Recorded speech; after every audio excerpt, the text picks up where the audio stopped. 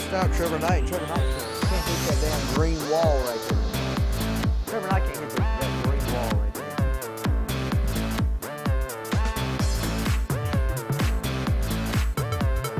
Who's coming? Anybody coming?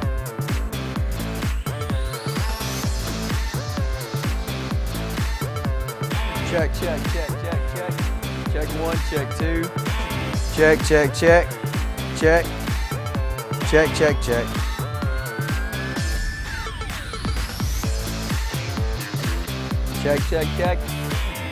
Am I good?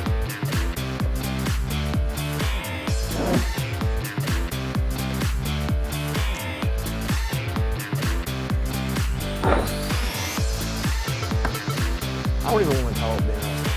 Like, I don't know. This is pretty good. Last game. Muslim? I'm going to completely be out of it. Like, I don't want to talk about this. Talk about matchups. Let's move on. Like, Ben Russell's going to Hillcrest, and they'll call it a day. Then I want to talk Alabama and Auburn. So I want to talk it. I want to get him fired up like I get anybody else fired up. So I'm going to tell him off the bat, y'all ain't near as damn good as you think. I'm about to try. I'm about to go for you. Might want to tune in tonight. Might get fired. Might get fired.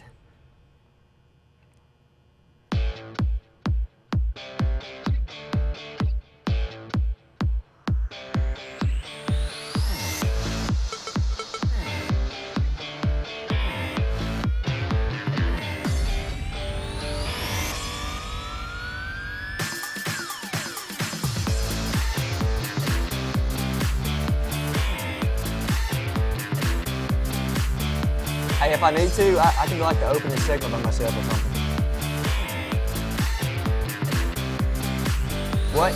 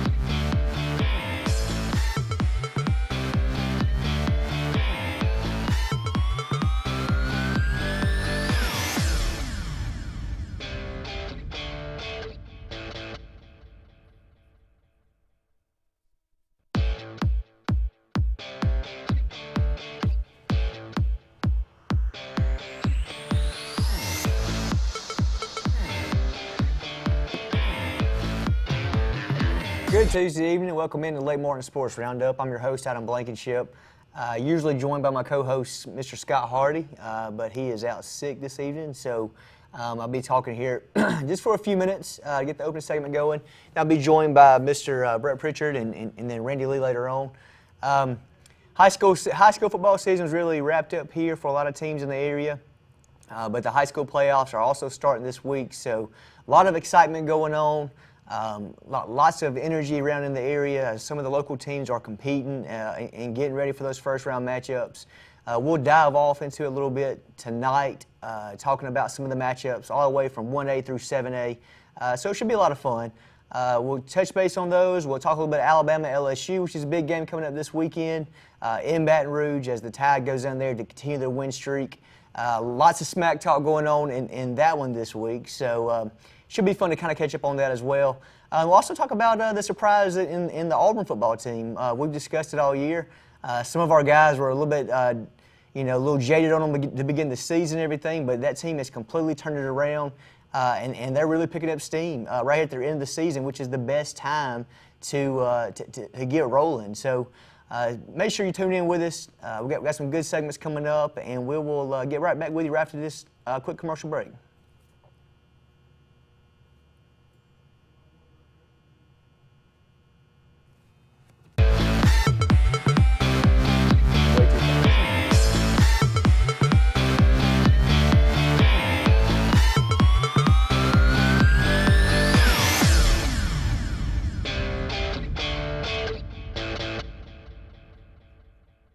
Over the years, S&S Tires has grown into the Lake Martin area's largest volume tire dealer. S&S Tire offers the industry's best brand names: Michelin, Goodyear, BF Goodrich, Uniroyal, Firestone, and much, much more. The tire pros at S&S offer professional installation and the region's best price. In addition to your tire needs, S&S offers full automotive mechanical work for all your vehicle maintenance and repair needs with the area's most experienced staff. Visit either of our 2 locations on Cherokee Road in Ellick City or at South Street in Dadeville. At S&S Tire, we're installing peace of mind for every customer we serve. Every job, every day. We have a promise to keep with this community, our pledge of respect for your family and your needs in every funeral arrangement. A funeral is a time that calls for consideration. For that reason, we won't consider anyone else. For a full range of funeral services with sensitivity, compassion, and respect, call Radney Funeral Home at 256-234-2511 or Langley Funeral Home at 256-896-2571, your hometown funeral homes.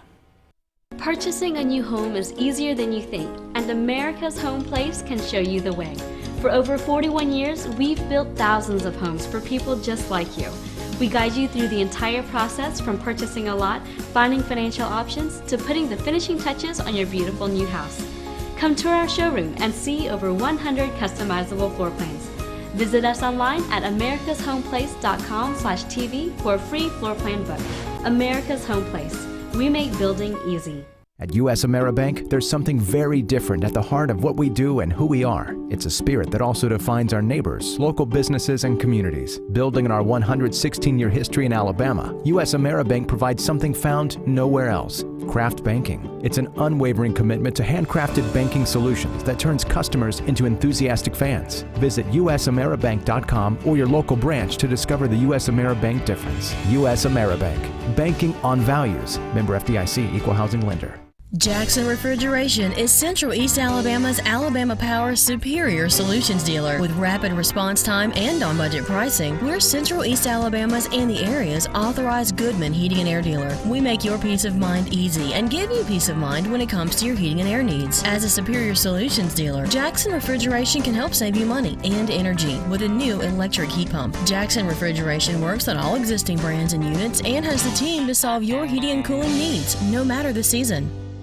WAXC TV3 Sports presents the high school football game of the week with the Central Clay County Volunteers, Central Coosa, Horseshoe Bend, Reeltown, and more from WAXC TV3 Sports, and available on demand at WKGA975.com. Brought to you by these fine sponsors.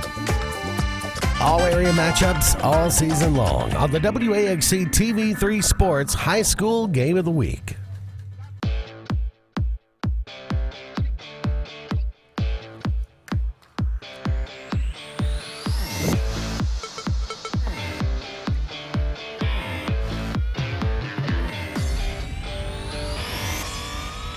Welcome back, everyone, to the Lake Martin Sports Roundup show here.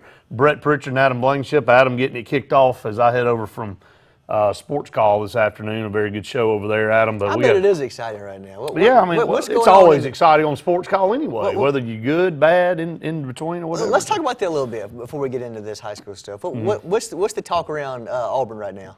What's going on? Everybody excited? Everybody bought in. Y'all all in again? Well, this is just where we're supposed to be at. We're just finally back to, things are starting to get back to where we're used to being. I mean, we're used to being a good football team, man. And I mean, we're and so I don't think there's an over amount of excitement. I don't think there's anybody that's going, well, this is smoke and mirrors. I think that this is what this Auburn football team's expected to do when they've recruited for 7 straight years in the top 10 in Auburn. I told somebody the other day, I said, we went 7-6 with all 4 and 5 stars. I said, I'd hate to know if we were recruiting 2 and 3s. So I guess we'd be one 2 wins. But it really is. In college football is, in high school football in its own right, and NFL, all of it, every level. Sometimes there's just unexplainable things. And what Gus Malzahn did in the Clemson game is unexplainable. Nobody will ever know but him why he did what he did. Cameron Petway has played 6 ball games. He leads the conference in rushing. He didn't even play in the first 3 games. Yeah. I mean, so what in the world was going through Gus Malzahn's mind?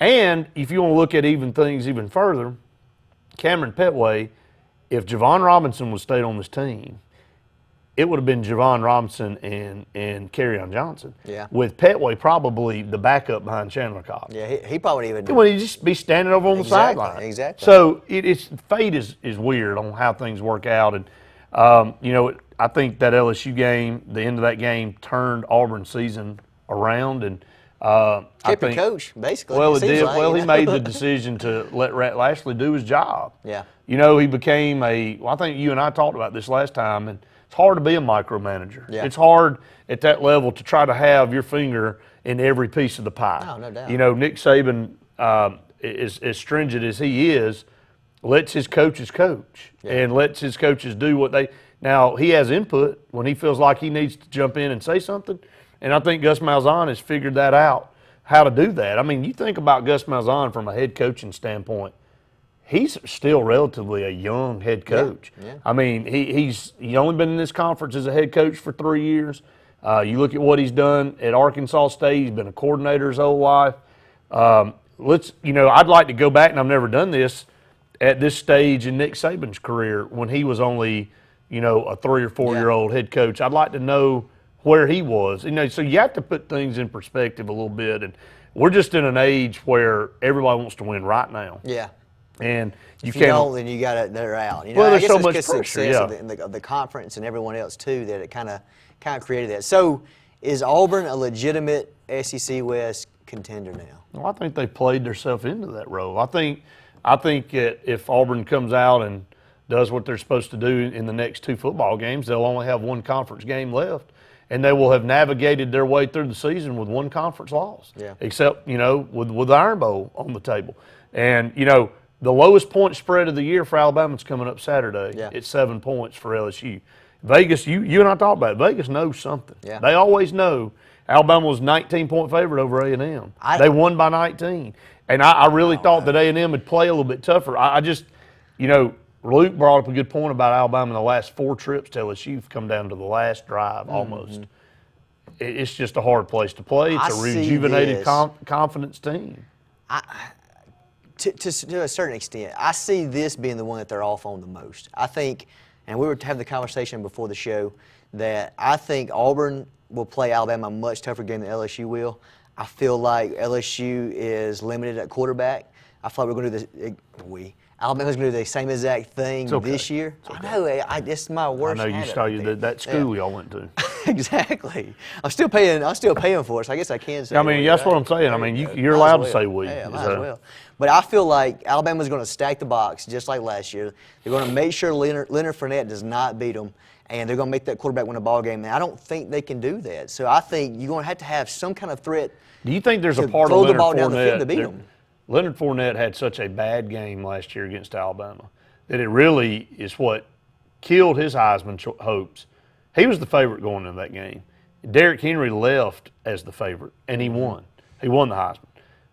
To me, that's got to be – now, I don't know how that plays out this year, and I don't know – he's got to obviously have an offensive line and an offensive coordinator that can call plays to make him successful. But to me, that's extra motivation for him because that really kind of ruined his year last year because he left that game with a horrible performance. LSU tanked the rest of the year. Yeah. And really, he had to come back this year to kind of prove himself. I think if he goes on and wins that Alabama game, I think LSU maybe goes on, wins out. Yep. I think he wins the Heisman Trophy, and then he's gone. He's not even in college football this year. I think that game is something that he's had marked on his calendar since last year, saying, I laid an egg, I had it all in my hands, and I didn't do what I was supposed to do. And I don't know. But at the same time, Adam, I don't know how else you can look at it other than that. I can see the extra motivation, but don't you think that the defense or Alabama is not in the same shoes? Like they know what they're getting into with him, that they know what kind of game they're going to get into in Baton Rouge. They're going to be just as motivated to get that win. This is Saban's one of his most favorite, if not one of the more important games he plays. It's not as important to Alabama as it is to LSU in my favorite. Though. I mean, it is. It's not as important for Saban as it is. I'm talking about motivation-wise, as far as to how they look at this game. Alabama looks at it as another game. This is for a national. Well, this is for to continue the national championship. Well, this is just a bigger game. But just another game for them. LSU's got 2 losses, man. I mean, they're looking at a situation to where they're trying to get a little bit of redemption. They're in a situation where they've got an interim head coach. It's just a whole different scenario for them. And if LSU beats Alabama for the first time in the conference's history, there'll be 4 teams in a division that don't control their own destiny. Adam, think about that. They've got to have Alabama at that point will have to have somebody to help them win. LSU will have to have somebody help them win. Texas A&M will have to have somebody help them win. And Auburn will have to have somebody help them win. That is crazy, man. It's 4 teams. And here's another crazy point. Kentucky controls its own destiny in the East. Now that's the biggest shocker right there. I saw that this and past 4-1 in the conference. That's crazy. It's crazy. Where did that come from? Crazy. And they're not very good either. But is that really a true SEC championship? If Kentucky makes it to the SEC championship? I'm sure whoever comes out of the West says, that they're fine with it. I mean, after playing that schedule in the West, I mean, I'm sure they're tickled. Of course it's legitimate. The East is so much weaker than all right, the West. Your early prediction for Bama LSU right now? I mean, I don't have a prediction on it, man. I really don't. I think Alabama will win the game. I mean, because it's hard to pick against them right now. So I don't know if I can have a true feel on that. I don't really know also how good LSU is because of what they've done in the comeback since they lost to Auburn. I mean, it's obviously remotivated them. They took the higher road. They didn't let it kill their season. They lost to Wisconsin. They lost to Auburn.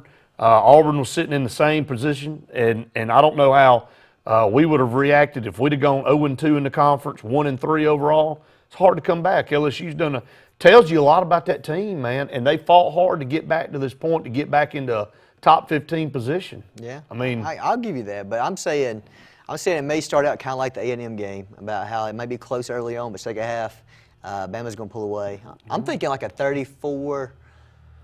I had an Alabama fan come up to me today, and I want to just say this for all you Alabama fans out there, and this is a genuine Alabama fan. I won't say his name on there. I'll tell you when we go to break.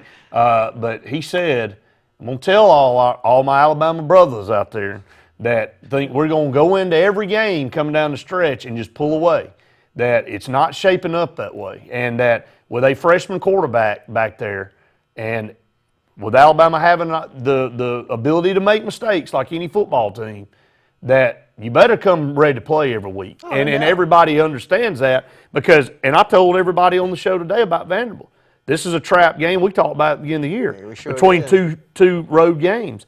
It'd be very easy for Auburn to go, man, we are cruising right now. We're playing so good. 11 a.m. And you let Vanderbilt hang around, then all of a sudden you look up and you're in the fourth quarter and you're in a battle. And so ask Georgia how it worked out for them. Yeah, look at that team has a good defense too. It's an 11 a.m. game after a big win at Ole Miss, and then Georgia next week. I mean, I'm telling you, we talked about this. I know it. We did. And then so back to Alabama, this LSU, Alabama's going to have to play good football in one of these 2 games really good football to win one of them. Oh, no doubt. I think one of them, they'll win by a couple touchdowns. I don't know which one it'll be. I don't know if it'll be Auburn. This one. But the other one, they're going to have to fight for their life to pull it out. I agree with that. And I'm telling them, I think Auburn plays Alabama a lot better than LSU does, just because Auburn has that threat to be able to throw the ball down the field, and I don't think LSU does. You don't think Edlin can do the big thing with Alabama this weekend is seeing how we replace Eddie Jackson. I mean, that's the biggest I think thing. that's a huge blow. I mean, I think that's something that's been talked about. My favorite player, one of the best athletes on the field. Well, he's the field general back there getting people lined up. Yes. So we're up against the break. When we come back, we'll dive into high school talk because the brackets are set. Playoffs will start this Friday. It's a big, big time in high school football. 5 weeks, Adam. We'll be at Jordan Hare Stadium for the Super 7. It's just phenomenal how fast it's gone by. So stay tuned. More of the Lake Martin Sports Roundup show coming your way right up.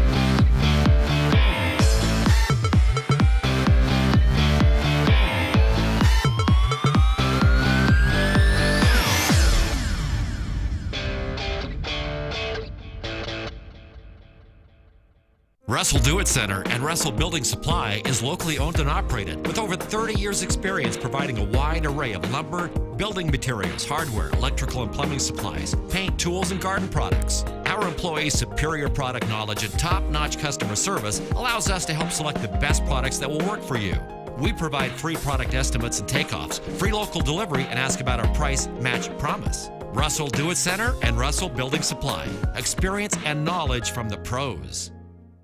If you've been putting off that new heating and air unit in your home because of the upfront expenses, Williams Plumbing of Alexander City now has primary financing from Synchrony and can now install brand new heating and cooling systems with zero down, longer terms, and a competitive rate. Call Williams Plumbing at 256-329-8488 and get a free quote and terms and upgrade up to $35,000 in work with approved credit. Williams Plumbing stands behind their work with on-time affordable service for all your heating and air needs, as well as plumbing for zero down financing and great service. Williams Plumbing. If you're seeing the American cockroach, throw up the red flag. Ladybugs, throw up the red flag.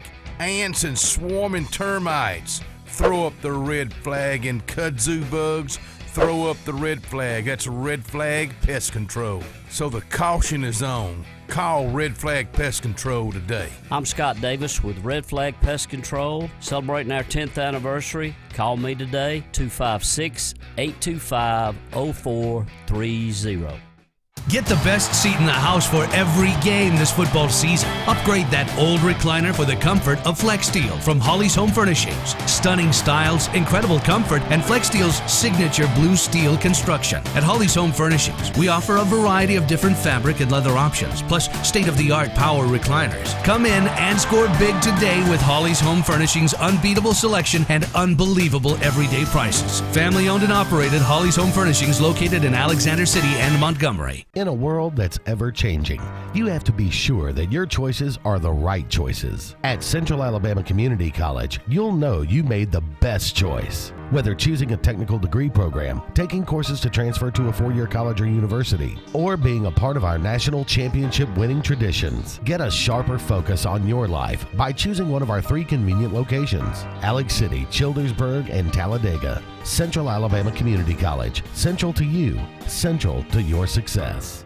Choosing a new roof or having to repair your roof can be very stressful. Preferred Roofing knows when it comes to your roof, you need not only the best product, but more importantly, you need a reliable and trustworthy roofing company to install it. That company is Preferred Roofing. Working for both commercial and residential properties, you can trust our licensed and trained roofing contractors. Don't wait any longer.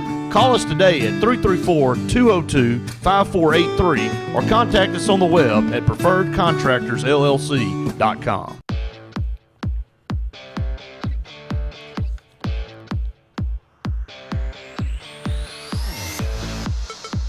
Welcome back, everyone, to the Lake Martin Sports Roundup show, where we normally talk about local stuff for an hour, but Adam, we just can't ignore, and I know Luke and Randy will talk about this on Sports Blitz Live. And plus, we do have some really cool stuff coming down the pipe here tonight. You and I have the honor of taking that box right over here and pulling out the lucky winner of this 43-inch flat screen TV, the promotion we had in October on Sports Blitz R&B Media.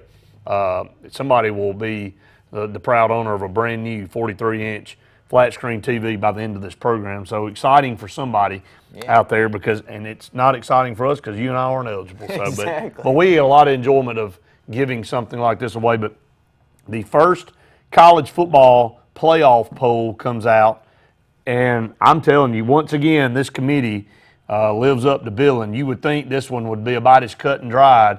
4 undefeated teams in the country right now. You would think that it would be Alabama, Clemson, Washington, and Michigan. It's not that way, man. I'll let you tell us who it is. Alabama 1, Clemson 2, Michigan 3, Texas A&M getting that 4th spot right now. I mean, so they're valuing a loss at Bama more than what Washington's more importantly done. than an undefeated Washington who has completely ran through the Pac-12. I'm telling you, man. I just That's shocking. That's shocking. It is shocking. I mean, and that's not going to hold up. I mean, because maybe that's why they do this to try to garner so much talk and to make a portion of the country mad, because right now you got 5 power conferences, only 4 can obviously get in, and unless you do what they did and only 3 get in because they put 2 from the same conference. But you got a Pac-12 team, a SEC team, an ACC team, and a Big Ten team that are all undefeated. How do you not put all 4 of them in the top 4 right now? Wasn't this the reason the playoff was created, to get the best from the Well, the BCS would have gotten this right. Right, that's what I'm saying. The computers would have had that one in the right order. That's shocking. And even I'm even kind of shocked with Clemson being ahead of Michigan, to be honest with you. I mean, there's been so much love from Michigan this year and then Clemson hasn't looked like near the team that they were last year. Clemson has struggled against Louisville, which is a good football team. They struggled against Florida State, which is a good football team. Are they though? They played well. I mean, at home. I mean, they both of those. One of them was at home. Awful. Well, they came to Auburn, and Auburn played the worst game of the year. Let's just be honest about it. Auburn had the worst offensive game plan I've ever seen put on a field, where Gus Malzahn ran 5 guys out there to play quarterback, no identity, couldn't figure out what to do, and I'm telling you, man, I don't understand what he was thinking there. But even with that, Auburn had 2 shots at an end zone play to win the game. For all the Auburn fans out there, Auburn comes in at number 9. Everybody thought they'd be 11, 12, or 13. So if things stay the same, which we know they won't. 3 Western Division teams. Where's LSU? Let's see. 3 Western Division teams in the top 9. But right saying LSU's 13. Yeah. So 3 Western Division teams, Adam, in the top 9 of the first college playoff poll. So if things stay right now, Auburn beats Alabama, wins out the rest of their season, demolishes Georgia. Do they get in with a lackluster victory in the SEC championship game when they've only lost to Clemson and Michigan, not Clemson and Michigan? Well, this right here obviously shows if Auburn goes to Auburn goes to Tuscaloosa and wins, they're in. So they're going to get in with 2 losses against, say, obviously a 1-loss Washington. According to the way this committee showed favoritism to an A&M team that lost on the road. You can't cut the Pac-12 out like that. Well, I mean, it's surprising, isn't it? I'm just telling you based on that. But here's the problem for Auburn. If Alabama doesn't lose another game other than Auburn, Auburn still can't go to the SEC championship game. It's not set up right for the tiebreaker for them. It's not in their favor. I was going to ask you, how does the tiebreaker work? If it's Alabama, Auburn, Texas A&M. If it's Alabama, Auburn, Texas A&M, Auburn's the 3rd team. Texas A&M is the 2nd team, and Alabama's the 1st team based on the way it breaks down. So the only way Auburn could get to the SEC championship game is for Texas A&M to lose again. Yeah. I mean, they got to play LSU. That's true. I mean, there's still a lot of football left to play, but if there's a 3-way tie at the end of the season, Auburn's out. So let me just say this. Again, going back to having help, it's a long shot for Auburn with those 2 losses. Yeah. I mean, when you lose 2. It's fun at this point right here because this kind of happens every season, and it seems like the season's kind of winding down, but was there 4 games But the wrench. It's just now starting. The wrench really gets thrown in there if Alabama loses Saturday. So much happens at this part of the year. November is when everything happens, like last year. Let me throw this one at you. If LSU loses, if Alabama loses, and there's 4 1-loss teams up there in the SEC in the West, they're in. I think the SEC might get cut out. No. Well, oh, wait a minute. I'm telling you, there's Luke and I talked about it Saturday, man, and the country would love nothing more, because if Auburn beats Alabama, then that'd be 2 losses for Alabama. Texas A&M would go if they were able to hold serve, but if LSU beats Texas A&M, I mean, this thing could just be. I'm just telling you. If we beat each other up, that's it's kind of like though. You've had so many teams in the West that's been top 10. It doesn't matter.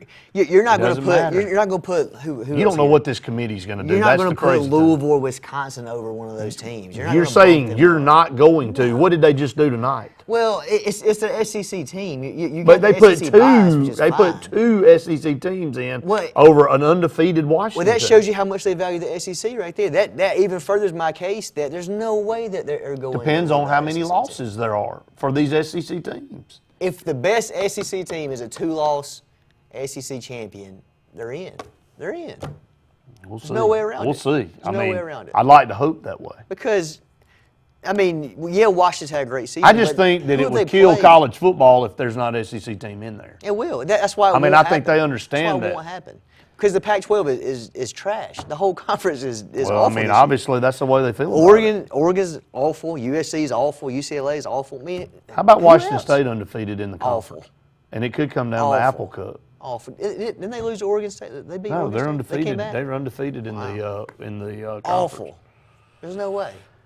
Another break here. Hey, look, I haven't even really gotten a chance to talk about high school. Randy's about to come in here and finish the program. We'll dive off into y'all. He'll thank me for that because he's the high school guy, even bigger than me. He's even more high school. He likes that more than he does college. So I saved that for him. But before we go, do want to say local teams in the area that are in action. We'll be on the road Friday night at Hillcrest, Tuscaloosa. It's going to be an extremely tough game. One of the better teams, obviously number 1 now in 6A. Wildcats will have a tough road test there. Reeltown in the playoffs. I think they go to Sand Rock. Is that right? Is that correct? Let me confirm that for you real quick. I think that's correct. Is it Sand Rock? Looks like. All right, yeah, I'll go through all the 2A. We got a lot of 2As. Yeah, Reeltown's at Sand Rock. Horseshoe Bend's at 5. At 5, and Lafayette has Collinsville coming in. Yeah. Gaston at Lynette. So that's kind of our local teams in 2A. That's right. A lot going on in 2A. Right? Tallahassee in there in the hunt too in 5A.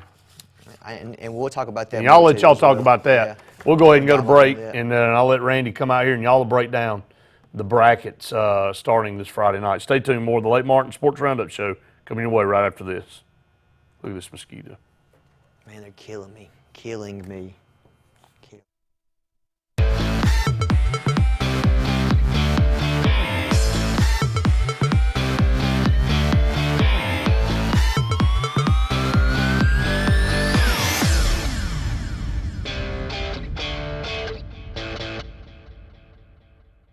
We have a promise to keep with this community, our pledge of respect for your family and your needs in every funeral arrangement. A funeral is a time that calls for consideration. For that reason, we won't consider anyone else. For a full range of funeral services with sensitivity, compassion, and respect, call Radney Funeral Home at 256-234-2511 or Langley Funeral Home at 256-896-2571, your hometown funeral homes. At U.S. AmeriBank, there's something very different at the heart of what we do and who we are. It's a spirit that also defines our neighbors, local businesses, and communities. Building on our 116-year history in Alabama, U.S. AmeriBank provides something found nowhere else: craft banking. It's an unwavering commitment to handcrafted banking solutions that turns customers into enthusiastic fans. Visit usameribank.com or your local branch to discover the U.S. AmeriBank difference. U.S. AmeriBank. Banking on values. Member FDIC, Equal Housing Lender. When you need plumbing service, call on the professionals at A&M Plumbing LLC. We are your dealer for Nature's Miracle state-of-the-art water filtration systems, providing sales and installation of systems for your whole house or under sink. Join our Diamond Club and enjoy many benefits and services while saving money and getting priority service scheduling. We offer financing, and our services include a 1-year satisfaction guarantee. All our technicians are trained, background tested, drug screened, and wear photo IDs to ensure your safety and peace of mind. Our knowledgeable staff will be happy to answer any of your questions. So call A&M Plumbing LLC today. Walls Tire, just a mile past the bridge on Highway 280, is the Lake Martin area's complete automotive solution. At Walls, you'll find a dedicated staff offering top quality service from routine maintenance to a full engine overhaul and everything in between. Brian Walls and the folks at Walls Tire are local folks that you know, and they provide the best service, always at a fair price. Find out what the rest of the Lake Martin area already knows. Walls Tire is the Lake Martin area's complete automotive solution. Just a mile past the bridge on Highway 280. So, you may not know it, but you've seen our work everywhere. For a combined 50 years, SignSource has been Central Alabama's premier option for all your sign needs. Custom signs for your business, club, or organization, wraps and decals for your vehicle or boat, full-color banners for your big sale, or a photo collage on canvas for grandma, all with fast, friendly, prompt service. Check out our website at signsourcenow.com, 888-533-6758. Go straight to the source. SignSource. Auburn Opelika has that perfect something for you. From sophisticated chic boutiques to exceptional dining, there's a retail or restaurant to make your next visit special. Whether it's elegant fine dining or freshly squeezed lemonade, you'll find the perfect fit for every taste and budget. The food's great and the shopping is too, so be sure to check out the wide array of gifts, decor, clothing, and more. For every occasion, Auburn Opelika has what you're looking for. Let's make your next trip memorable. Visit Auburn Opelika.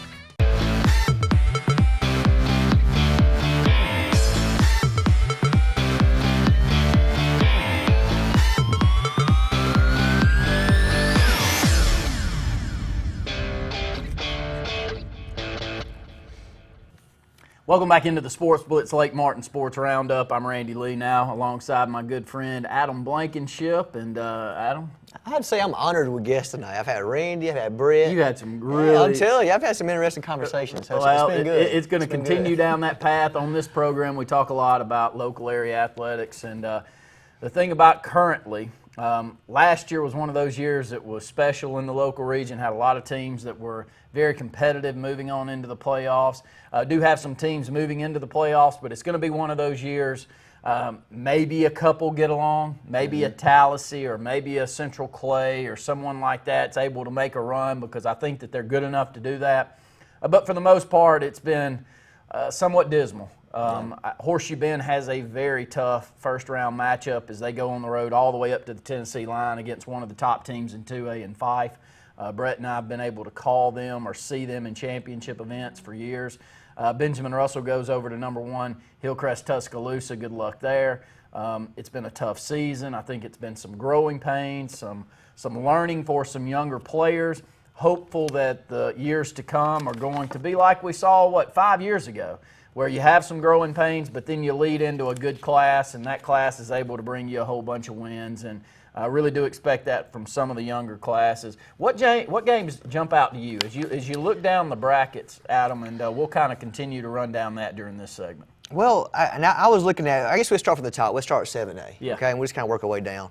And I'll talk about some of the matchups coming up and everything, but before we do that, I want to talk about Auburn. I mean, that team has completely turned around their season, and I think they're coming in as a possible threat. I wouldn't say to make a huge run, but I mean, you're looking at first round against Davidson, which is winnable, and then second round against Phoenix City, which is probably going to be the winner there. So a tough road as well, but I feel like that team can make a run. I mean, it's a completely different ball team than it was beginning of the season. I'm glad for them, too, because you know that the talent base is there, but for some reason, Auburn High School's always been an enigma. They've gotten over that hump the last decade. But when we were growing up, going through high school, you'd get a good Auburn team, you get 3 bad ones. Yeah. You get a good one, and you get 3 bad ones. And it was just never a football school. It was never a school that really bought in. And when you go to one of their home games over to Duck Sanford, you'd be lucky to have half the crowd over there, and we'd be full from Ellick City, same size school back then. Now Auburn High School is 3 times, 4 times the size of Alexander City or Benjamin Russell High School. Big money coach come in. They've been really good the last decade. They've made it to a state championship game but haven't won it. Close that year, but that was a Hoover defensive team that you just struggled doing anything on. But I'm glad to see it because I think they got a good coaching staff and know some of those guys, really good people, but they played poorly starting the season. And about halfway through the season, you're going, what's going on at Prattville High School and what's going on at Auburn. Never thought I'd see or ask those questions. Exactly. You continue throughout the season going, what in the world's going on at Prattville? I remember, sorry to cut you off, Okay. I remember early in the season, Prattville versus Auburn, and we were kind of joking about it. We're like, oh, you know, who's going to win this game right here? Does either one of these teams want to win? Yeah. And they completely turned around right there. I mean, like you said, it's just a tale of two different teams right there. One kept going in the bad direction they were headed, and the other one completely turned it around. Well, when you look at 7A, I think Phoenix City, talent-wise, is as good as anybody other than McGill. Yeah. But I saw Phoenix City actually called the ball game in Champions Challenge. It was Phoenix City against Hoover. The thing that Hoover gets you with, Adam, is defense. They're so disciplined.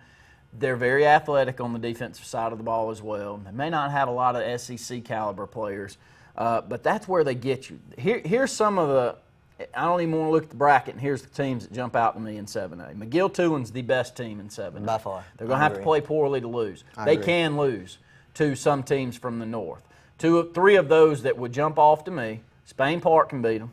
They played with them well last year in the championship game. Now, Hoover can beat them. Because defensively, if Hoover plays a great game defensively, they can stay in the football game. Hewitt-Trussville may be able to score with them. I think so, too. Hewitt's had one of those years where they must be special. I haven't seen them, but offensively, they must be special. So I'm excited to watch how 7A plays out. All three of those teams that you named are on the complete opposite side of the bracket. Yeah. So you're looking at McGill-Tulin's major challenge, I would say, is Central Phoenix City in the third round. Yeah. After that, you're going to have, other than that, all up to the championship game, I feel like they got an easy run. I think. I feel like Phoenix City can't score with them the way that they do. I feel like McGill-Tulin is 8A. You know what I mean? Like, I feel like they're in a class by themselves. Just how they played all season long. And I think, going back to it, I think Hoover's the only team that can really run with them, to be honest with you. And I feel like there's still 2 touchdowns on Hoover. I don't think Hoover's as good as McGill or anywhere close. And I was going to tell you that, too. On that side, there's an interesting little matchup there. Bob Jones is Hoover's first round. Yeah. All right. Spain Park, James Clemens. So the winner of that gets the winner of Bob Jones Hoover. Who knows who? Either one of them are as good as Hoover. The region with Bob Jones, James Clemens, and Hewitt-Trussville this year was stacked. They beat up on each other the entire season. There's 3 really good football teams coming out of that region right there. So I feel like one of those teams can make a little run themselves. I wouldn't be surprised if they got to the state championship. It's going to be fun to watch. We love 7A, and we'll move on down to 6A right now. Here is where I think you roll the ball out there and good luck. Yeah. To about, I won't say there's 6 teams that can win this one. All right. I really don't believe that there's 2 or 3 in 7A if I had to really sit down. I agree with And you. I think McGill, again, has to play poorly I do to too. lose one. I don't have any earthly idea who's going to win this side of the bracket. I don't know what to tell you either. I'm looking at it, and it seems like the South is just really loaded. I mean, if you win this side of the bracket, then I feel like you're going to have really the best chance to take the state, just because you're looking at some of the teams on the north side, Homewood, Minor playing, Clay Chalkville, Ramsey, Pell City, Austin. I mean, there's just some. Oxford, of course. We played Oxford this year. Y'all saw them firsthand. We've seen 2 of the best teams on the northern side we saw. Do you think Oxford is legit? I think that they're good. I think that they're well coached. I think they've got a sensational sophomore running back that was maybe the best one I saw this year. He went for 250 to 300 against Benjamin Russell, and we saw some great ones. KJ Britt and that defensive side of the ball, I think they're okay. I wasn't blown away. I was blown away by Minor. Yeah. You're going to have to score in bunches. Now, they lost last week. I'm not Spain Park. sold on Minor. They lost 52 to 42, I think, last week against Spain Park. That's a 7A against a 6. Minor, if they don't turn the football over, or they will score 50 on anybody. I'm that's not how good Adams sold. is. I'm not sold on the quarterback play though. I'm not either. Sold. He can't throw I don't think he can throw the ball really well. If he'll run the ball more, I feel like he's unstoppable. But against Benjamin Russell, he probably had 5, 6 attempts maybe. And when he did that though, it was 7 or 8 yards a pop. I feel like he wanted to throw the ball way too much. And that first half, I mean, came out and was completely sluggish. If you do that in the playoffs, you're going to get beat. Well, if you look up, and it can be close. You know, again, Benjamin Russell game close for a while. Then you look up and they've scored 50. Yeah, it can happen. They're Definitely. that athletic. That's the fun part about this, because I think when you're going to move down to the South now, Blunt's the same team. Yeah. Blunt, to me, they've got a great defense. They've got some skill on that side, but they're also a team that you can look up and they got 40 or 50 on you. Yeah. You're like, what happened? And I think it's going to take a really good defensive team to knock them off in the South side. Speaking of Blunt, that they match up with Dothan first round. They would get the winner of Wetumpka and McAdory. How do you feel about that Wetumpka McAdory? I like Wetumpka. All right, so you think Wetumpka can match up with Blunt and score with them? Yes, because they have athletes, don't they? They've got great running backs. They got a good quarterback also. They're also a team that they would probably they lost to Opelika 38-37. Yeah. Had 2 kickoff returns for touchdowns. Yeah, lost late, and it had a big penalty towards the end of the game, I believe, that completely costed the game. It's like a 4th and 1 false start. So I mean, that's a good defense for Opelika. Yeah, Wouldn't you agree? Yeah, no doubt. They got 37. No doubt. So I think even against a good team, they can get 40. So that's an interesting matchup. Yeah, I think it'd be a good one because McAdory is led by Askew, and we saw them last year. Our Benjamin Russell team was exceptional last year. I don't think they had 3 points against us. So it's kind of hard for me to sit back and give a good testimony on what McAdory is going to be this year, because the last time I saw him was a thumping. Yeah. Well, speaking of, check out this road right here, okay? This is the bottom part of the South bracket. Ben Russell, Hillcrest, Tuscaloosa. The winner of that gets Carver, Montgomery, or Spanish Fort. So second round is going to be tough. Hillcrest, Spanish Fort. It's going to be tough. That one, you can already write that one up. So let's say Hillcrest wins that. It's hard to deny Spanish Fort, but let's say Hillcrest wins second round. Then you get the winner of Opelika and Daphne. I mean, that has to be one of the toughest roads in the state of any of the classifications. And if you think there's any team in the state that doesn't have a game listed and talking about it more than Kenny King and Daphne's talking about Opelika, because last year that was the worst performance by a Daphne team maybe since Coach Sav moved down there. They were beat so badly by Opelika. Yeah. What was it, 40-something to nothing at half? It was really bad. They pulled the horses off after the first quarter. Daphne has turned it on second half. So this is a matchup that they have circled. I don't know that it matters, but I do think they got it circled. But Kenny King's done a great job there. Look, the Alabama star moved on, played in the pros for a while, comes back home, starts the season like Daphne's ended last year. You're going, man, what's going on with Daphne? And about halfway through the season, you go, boy, here they come back. And I'm proud for them, and I'm at least hoping for a good game there. But, boy, you just keep going down the South. There's 4 or 5 teams you don't know who to pick. I know, because you have some, I mean, you have Sarah Lynn and Park Crossing, you have Bessemer City and Chelsea.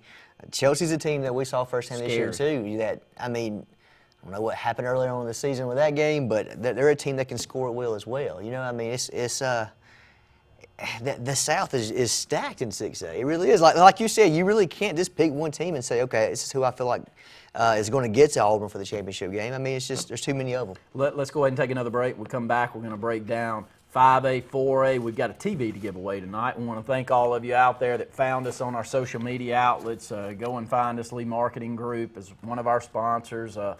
Part of our Sports Blitz and R&B Sports Media brand out there. And if you go out and you are able to like our page, comment on that page, you put your name in the hat, Adam's going to draw that out in the final segment of this program, so stay tuned in. We had a lot of you to register in for that. More Sports Blitz Lake Martin Sports Roundup right after this.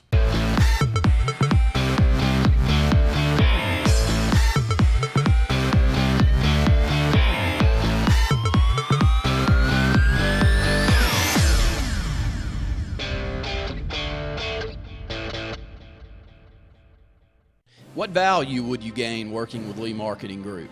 With 4 divisions under one umbrella, Sign Source, Lee Apparel, R&B Media, and LMG Baker Advertising Agency, Lee Marketing Group offers a comprehensive approach. From logo design and branding to ad placement and everything in between, LMG can handle it all. For ease of time, cutting-edge, results-driven marketing campaigns, think LMG. Lee Marketing Group, your comprehensive marketing solution. Meet the new Met of East Central Alabama, David Chabot. By new Met, we mean MetLife Auto and Home. With MetLife's 146-year reputation and David's 18 years of local insurance experience, you and your family get the best coverage, rates, and service for auto, home, life, or business. Ask about MetLife's Grand Protect policy. If your home were destroyed by a covered loss, MetLife pays the full replacement cost. No depreciation and no cap. That's the peace of mind that only MetLife can deliver. Meet the new Met, David Chabot of MetLife Auto and Home, 334-321-7250 or davidchabot.metlife.com. Boaters in the Lake Martin area know whether you need service, maintenance, repairs, a great selection of pre-owned boats, or a brand new Landau pontoon. Alex City Marine at the corner of 63 and 280 is there for you. Thanks to a record-setting sales year, Alex City Marine now has one of the finest pre-owned inventories they've ever had. Repairs, service, routine maintenance for all your boating needs. See the pros the locals know. Alex City Marine at the corner of 63 and 280. Check them out online at alexcitymarine.com. Got your eye on a new Nissan? It's time to zero in on huge savings at Lynch Nissan of Auburn. 0% financing is back in a big way on many of your favorite Nissan models, but only for a limited time. Buy today and save up to $11,000 off MSRP on remaining 2016s as we make room for the 2017s. Get up to $5,000 off MSRP on the new Rogue SL or 0% for 72 months. Just click it and pick it now at lynchnissan.com. Lynch Nissan of Auburn, I-85 and exit 51. My parents got good news the other day. Mommy and Daddy were really happy. This is how happy they were. They were actually dancing. That was hard to watch. Ooh, at least they didn't kiss. Russell Medical Center, delivering future leaders of tomorrow, today. Russell Do-It Center and Russell Building Supply is locally owned and operated with over 30 years experience providing a wide array of lumber, building materials, hardware, electrical and plumbing supplies, paint, tools, and garden products. Our employees' superior product knowledge and top-notch customer service allows us to help select the best products that will work for you. We provide free product estimates and takeoffs, free local delivery, and ask about our price match promise. Russell Do-It Center and Russell Building Supply. Experience and knowledge from the pros.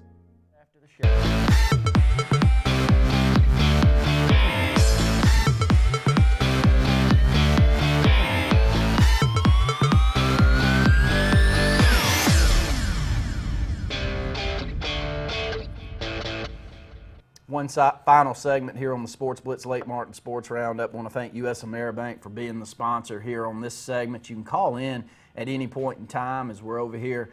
And want to thank Lake Broadcasting, Kowaliga Country, WAXC Television for all that they do for our programming, not only here in the Lake Martin region, but for the state of Alabama. 256-234-6221 is our phone number, and again, thanks to them. Tune in on Friday night, by the way. Luke Robinson sitting right over here, JJ back there. We'll have the HSA Radio Network scoreboard show this Friday, and it's moving into the first round of the playoffs, which is what we're talking about right here. South side of the bracket in 5A sees a couple of local area teams of interest. As you see, Sylacauga taking on Calera. This is a Calera program that's just gotten better and better, bigger and bigger. Andrew Zal, the head coach over there. Sylacauga's had a good season. I think that's one that's pretty interesting to me. Yeah, I think so too. We hadn't talked much about Sylacauga this season on the show, but they've had a really good season. Tough region. I mean, they had, I think Central Clay was in there, and I believe Beauregard's in there as well. It might not be Beauregard, but anyway, they've played and been really tough matchups all year long, so I feel like Sylacauga can make a run. Yeah, I think Sylacauga's got very good athletes, and in 5A we saw Beauregard, and that's moving down to the next side of the bracket. Booker T. Washington, who makes the playoffs this year, has played much better. They'll take on Viger in the first round. More than likely, Viger will get through that one. That Viger game's always tricky right there. Watch out. You don't want to play Viger. You got Beauregard taking on Dallas County. That'll be a runaway.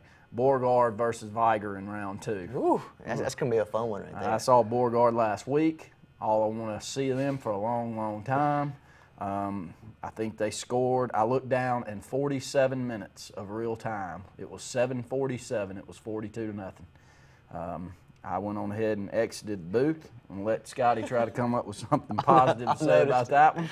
The remainder of the ball game, but they're a very talented team with some great running backs, some good skill guys, and they've always been able to get after you. I've always thought they were well coached.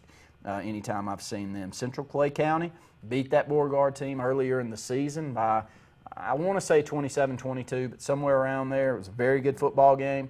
Both of them match up well. They'll take on Jemison in round 1. You move down to the bottom of that one's Charles Henderson and St. Paul's. That's tough right there. St. Paul's team.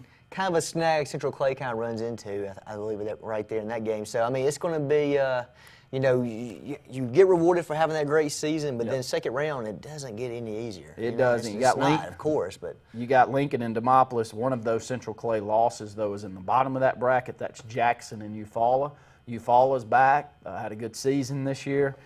Good luck to them. As you look up in the north half of the bracket, a couple of teams that really jump out to me as you look on the north hats, probably Scottsboro, one of the top teams. Yeah. Bo Nix is a quarterback there. What's he, a sophomore? Sophomore. That's Pat Nix's son. Pat Nix is the coach over there. He's already got a lot of offers and a lot of interest. Usually that northern half of the state, you'll think that they don't have the athletes to take on the South. I got drawn into that in 5A back when Benjamin Russell was sitting there for a lot of those years. And we go up there and play them, and you go out there in this pregame, and Hartsville's warming up, and they got a 165-pound running back, and you go, man, this is going to be a cakewalk. And then you look up, and they beat you by 3 touchdowns. They play good football up there, so they don't get near the attention that they should up in that side of the state. So it'll be fun to watch that one. I also feel like Etowah has a chance to make some noise in the north side as well. They pretty big coming into the season. I think number 2 whenever they faced Scottsboro this season. But, you know, the game kind of got out of hand and people kind of died off of them a little bit. But I feel like the Etowah team's a lot better than what they gave them credit for since that loss. A couple of teams here in 4A that we'll talk about in the local, and we're just going to kind of breeze through these. We got 3 more minutes left here on the program. Tallahassee takes on Hale County. That one's in the top half of the South bracket. Moving down to the bottom half of the South bracket, you've got a very good Handley football team taking on West Blockton. That winner, which more than likely would be Handley, would take on the winner of UMS Wright and Dale County in the bottom half. So UMS Wright, Handley look to be a very tight one there as they move in. How many years in a row can UMS Wright be good? I mean, I think they've been dominant for a decade. Don't get me started. You know, I mean, it's unbelievable how they just reload. Okay, no, it's not unbelievable. Every single season. Let me explain to you, Adam, what's not unbelievable here in this state is, and it's fine, because they're very wonderful schools. They are wonderful schools. But the idea that private schools and public schools are the same is humorous. Yeah. It's very humorous. UMS Wright starting that to creep into that. St. Paul. McGill Toolin's the one, though, to watch out for. McGill's doing a great job. They built a good name. They got a wonderful school. They're the largest private school here in the state. They're starting to win. They're going to get their fair share down in that area. The only reason that you don't really see any Birmingham area schools is they've held on to the public school system in Birmingham. Mobile's starting to lose it, have lost it. Montgomery, of course, has, but Montgomery hasn't been able to create a monster private school that's competitive at the top levels. Their city schools are starting to get better because what was the private school, maybe this doesn't go over all that well, but what was the private school in the Montgomery area was Prattville. Okay? Spin that one how you may. But that's what it was. And now look, when it's not being allowed to happen what used to, when you used to see them roll 160 out on the field against you, and you go, now what's going on over there? They're growing. The city's growing, but how they got 160 and 100 of them look like they're better athletes than our best 5? I think we're starting to see. I really do. But the private school system here in this state, they're going to have to take a look at it, make a decision on what they're going to do. It's no different than IMG Academy down in Florida. Yeah, I agree. It's an all-star team. Go play. You played a lot of travel ball, didn't you? Did you play travel baseball teams that were filled with all of the best players from a region? I know. It wasn't fun. I mean, when you take their best 2 off of 6 or 7 teams, how are you supposed to be competitive in a small community? And you shouldn't be able to do that in high school football. It is what it is. Yeah. And I think it's what it's moving towards. Let's pull us a name out of the hat and give away a TV. Right. Got a 43-inch TV. As we're going to continue this as we move on throughout the year. Do some giveaways on our social media outlets out there, so make sure to befriend us. Lee Marketing Group, Sports Blitz, Sports Call as well. Find us all. And congratulations to Misty Sanders, and roll tide to her as she wins the 43-inch television. So she sent that one back on the very first day, on September the 30th at 11:24 a.m. as we have all of them in the box over here. So Misty Sanders, not sure if there's multiple Misty Sanders, but this one was Misty Sanders that said Roll Tide back on September the 30th at 11:24 a.m. because we could get caught up with multiples of the same name. So I want you to make sure that you find when you commented and make sure that that one's correct. But congratulations to you. You gonna keep that? Yeah, we'll keep that. Because I'll lose it, and then we may end up in. Do you want me to tell you as we close out what happened on Sports Call? We were giving away some items at Kowaliga last week, tickets. Oh man! And I'm holding these 2 tickets, and I'd given them away to someone that had called in and won whatever we were doing. Well, another man walked up, and he's kind of quiet, and he just walked right on up to our table, and he said, "I'm so-and-so who won the tickets." I said, "Oh, congratulations. Let me get a picture of you." So I hand the tickets over to him. Me and him standing there, we get a picture together. He walks off with the tickets. No way. The guy that actually won No shows way. up about 10 minutes later. So I guess we're going to have to start taking Social Security cards. Right. And 2 driver's forms of license ID before you pick up your before you prize. can pick up your Right. prizes out there. But I want to thank all of you for tuning in. For Justin Mosley back there producing, Adam Blankenship, I'm Randy Lee. Stay tuned in. Sports Blitz Live coming up next. Luke Robinson will jump over and join me there.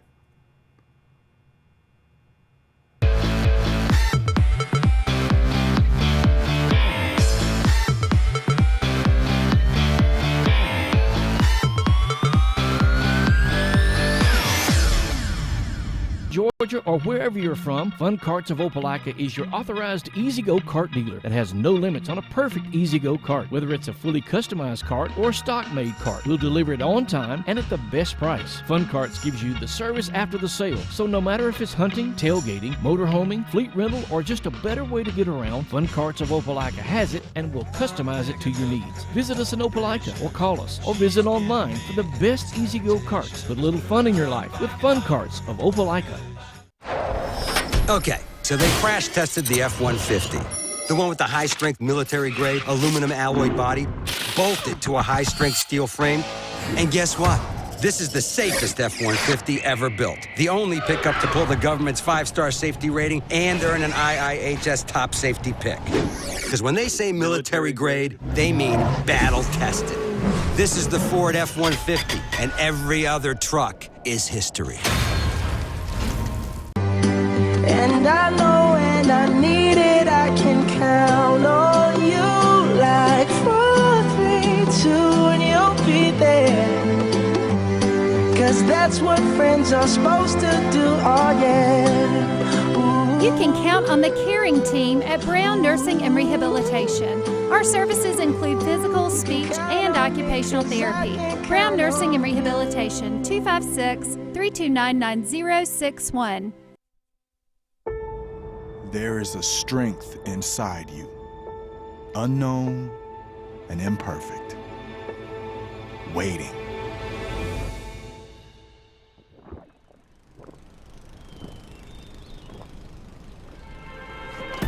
And when you think you have nothing left to give, when each obstacle in your path is more formidable than the last, that's when you'll find it.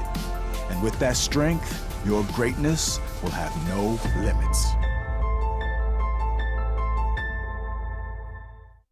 Sports Blitz Live is on the air. News, scores, predictions. Sports Blitz Live with your host, Brett Pritchard, Luke Robinson, and Randy Lee. Call 800-782-0108. Auburn. 45-50, 45, there goes Davis! Oh my God! Davis is going running all the way back! Alabama. 38 pounds and 80 yards. And the latest in high school sports. Yes, he is! Touchdown! It's Sports Blitz Live now. Brought to you by S&S Discount Tire and JR's Sports Bar and Grill. Good Tuesday evening. Welcome into Sports Blitz Live, presented by JR Sports Bar and Grill and S&S Discount Tire. 800-782-0108 or 234-6221 is our phone number. As you see, the U.S. AmeriBank, also one of our great sponsors on all of our Sports Blitz programming. As we head into the show tonight, Luke, I think we can just stop right there and bring up the first college football poll comes out. Alabama, of course, sitting there at number 1. Clemson at number 2. Michigan number 3. Texas A&M coming in at number 4. Maybe that was the first big shocker there in the top 4. You know, there were some rumblings right before the rankings came out that might happen, but I didn't buy it. I just thought Washington would go there just because it was the easy thing to do. But, you know, the one thing this committee has done is they do go the extra mile. You may not agree with all their decisions. I remember the first one that ever came out. It was Mississippi State, Florida State, Ole Miss, and Auburn. And I thought Alabama should have been in instead of Auburn because Auburn had lost to Mississippi State. Alabama had lost to Ole Miss at the time. Alabama was much closer. And I just thought, hey, it didn't make sense to me. But if you just sit back and let this thing play out, you know, we are so quick to judge teams or judge a poll initially and just say, well, that's that. You know, let this thing play out. If Washington wins out, they're in. Oh, yeah. I mean, they will get in over A&M. They will jump them. This thing is fluid. It has a life of its own. They will change it up next week. Next week, you know, look, Auburn came in at 9, okay, which I thought was a pretty incredible number for Auburn to come into. But, you know, next week, if Nebraska goes to Ohio State and wins and Auburn beats Vanderbilt, just let's say they beat them by 20, Nebraska's going to jump Auburn. Oh, yeah. And Auburn fans will lose their minds, but that's what should happen. And it really doesn't matter. It doesn't matter. Because even as Auburn's got to have some help. First off, they got to go to the SEC championship game and win. Adam and I were just having that conversation. If that doesn't happen, I don't believe a 2-loss team's going to ever make it into the 4. I just don't believe that they'll allow that. But even back over to even if you drop, Luke, it doesn't matter. If you keep winning, you got opportunities, and that's the beauty of playing in the SEC. I think if you can find your way to an SEC title game with a couple of losses, they're not going to keep an SEC champion out of it. I think what Auburn needs to happen, of course, what Alabama needs to happen is just win out, and they'll be fine. And they can even drop a game, this game against LSU probably, and be fine. But as long as they go to the SEC championship game.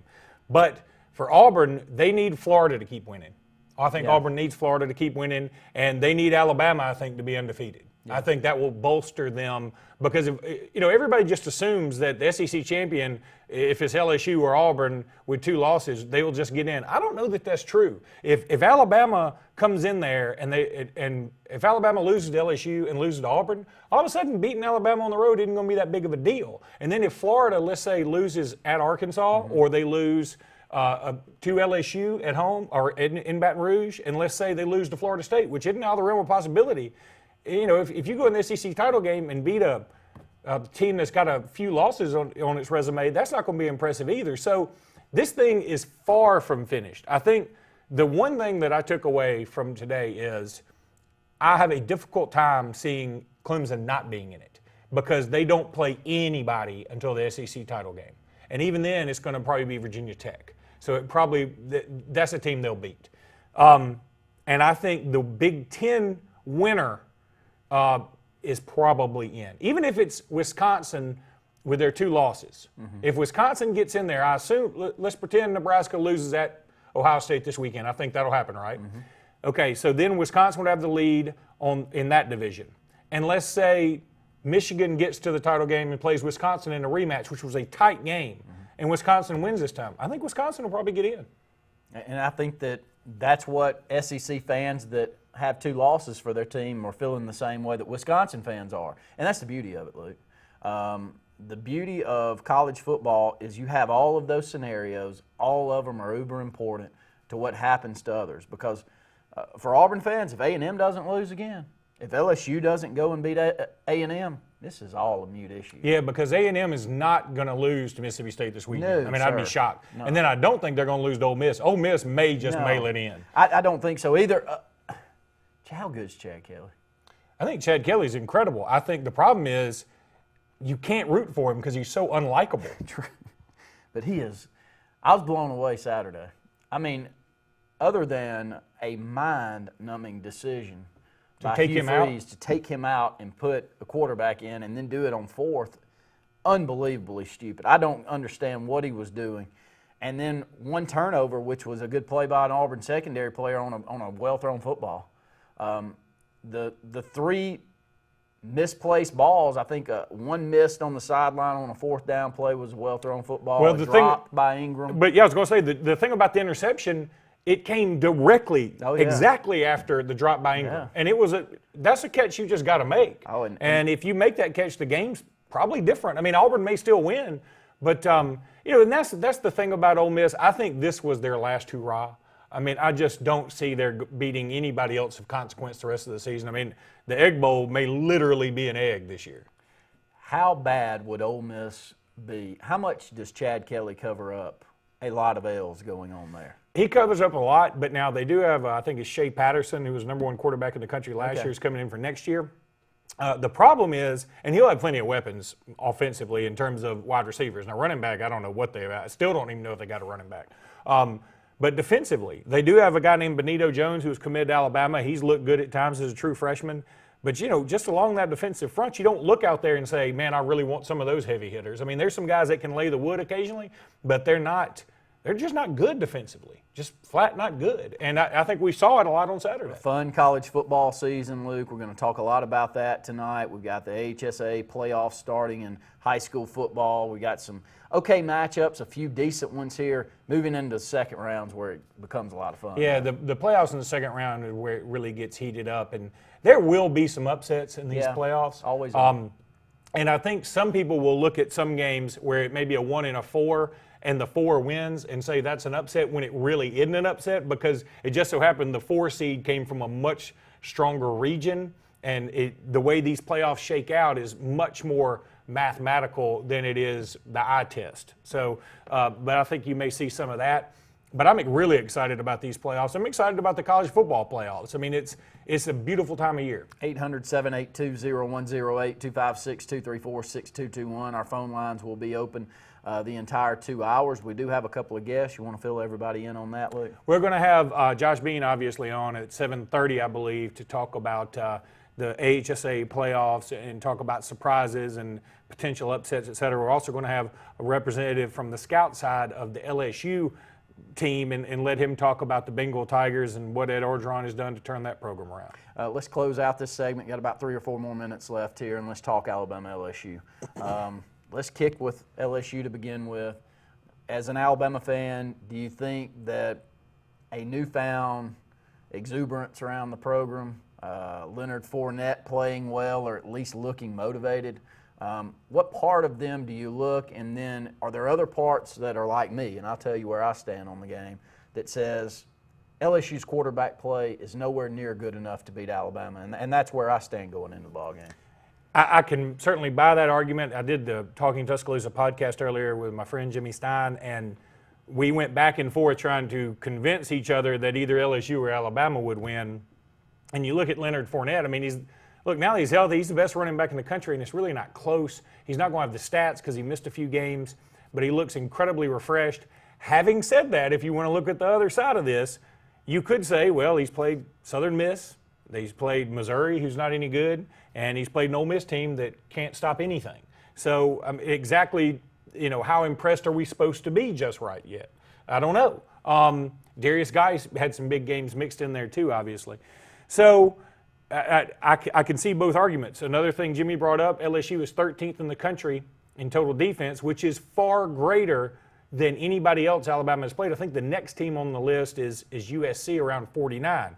Well, the catch to that, the counter argument to that is all those other teams that Alabama's played have played Alabama. And Alabama is having a banner year offensively. So that's going to mess up their defensive stats.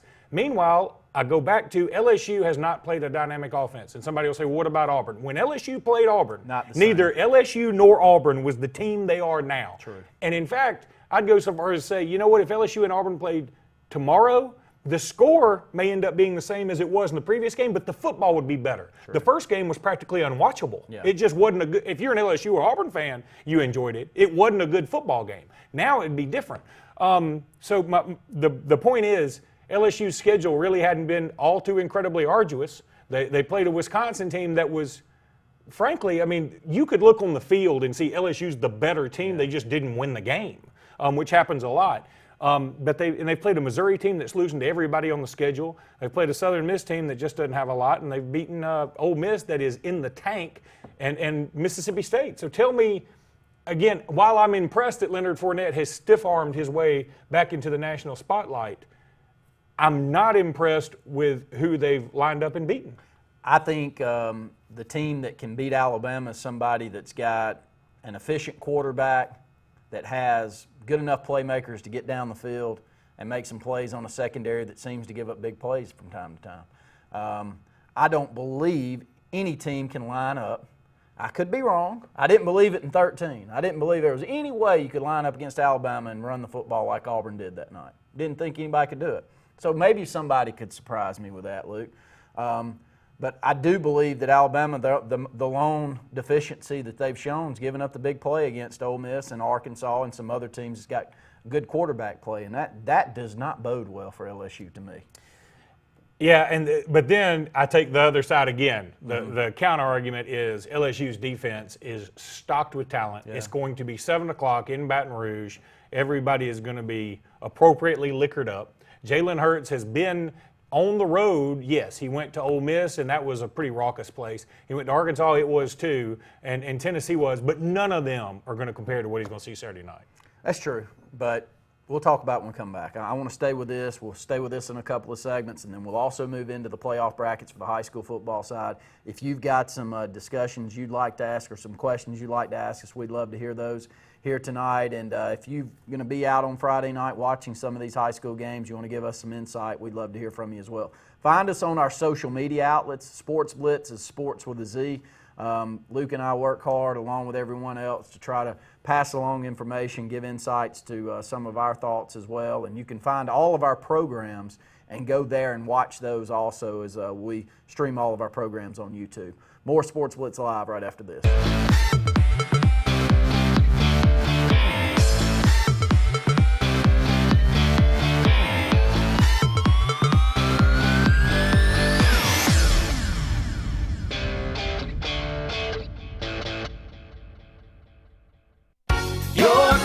Is our number one concern. Advanced Heat and Air. Advanced Heating and Air makes your comfort their priority for any season. Advanced Heating and Air is the region's train dealer and an Alabama Power Superior Solutions dealer that can save you money and energy with a new electric heat pump. Advanced Heating and Air maintains the region's best service team, so rely on us to make your comfort our number one concern. Call 234-5052, and we're there for you. The Sure Shot, located on Highway 280 in Alexander City, is Lake Martin Sportsman's headquarters. In the market for a new rifle or shotgun? Come to the Sure Shot. Want a new bow or need to practice with the one you have? Come to the Sure Shot. Thinking about a firearm for self-defense? Come to the Sure Shot. Got a hunt planned and need some gear? Come to the Sure Shot. For all your archery, shooting, and hunting needs, let the Sure Shot be your first stop. If your New Year's resolution is to stop walking and start riding, then resolve yourself to run to Lake Martin Truck and Auto on Old Dadeville Road. Lake Martin Truck and Auto is the bank, and you don't need to worry about past credit, getting your tax money, or finding the ride that suits you, because Lake Martin Truck and Auto has the lowest down payments and monthly payments in the area with the best selection. Don't let the Slick City dealer take all that tax money or hassle you with credit. Lake Martin Truck and Auto, Old Dadeville Road in Alex City. If you're seeing the American cockroach, throw up the red flag. Ladybugs, throw up the red flag. Ants and swarming termites, throw up the red flag. And kudzu bugs, throw up the red flag. That's Red Flag Pest Control. So the caution is on. Call Red Flag Pest Control today. I'm Scott Davis with Red Flag Pest Control, celebrating our 10th anniversary. Call me today, 256-825-0430. Over the years, S&S Tire has grown into the Lake Martin area's largest volume tire dealer. S&S Tire offers the industry's best brand names: Michelin, Goodyear, BF Goodrich, Uniroyal, Firestone, and much, much more. The tire pros at S&S offer professional installation and the region's best price. In addition to your tire needs, S&S offers full automotive mechanical work for all your vehicle maintenance and repair needs with the area's most experienced staff. Visit either of our 2 locations on Cherokee Road in Alex City or at South Street in Dadeville. At S&S Tire, we're installing peace of mind for every customer we serve. Every job, every day. Ready to put some fun in your life? Whether it's Central or East Alabama, North Alabama, West Georgia, or wherever you're from, Fun Carts of Opelika is your authorized easy-go kart dealer that has no limits on a perfect easy-go kart. Whether it's a fully customized kart or stock-made kart, we'll deliver it on time and at the best price. Fun Carts gives you the service after the sale, so no matter if it's hunting, tailgating, motorhoming, fleet rental, or just a better way to get around, Fun Carts of Opelika has it and will customize it to your needs. Visit us in Opelika or call us or visit online for the best easy-go carts. Put a little fun in your life with Fun Carts of Opelika.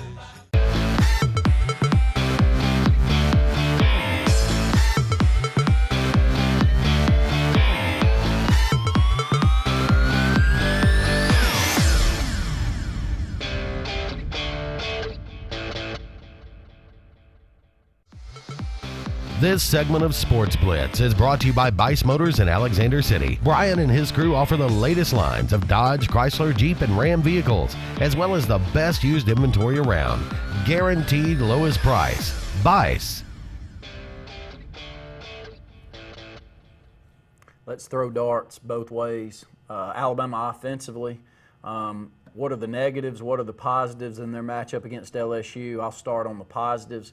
One thing when I watch Alabama this year that's been different than years past, outside of maybe a couple of years ago where Alabama was dynamic enough with a quarterback using his legs to get out of the pocket, but nothing like Jalen Hurts. And to me, his arm can hurt you, but it's not what hurts you.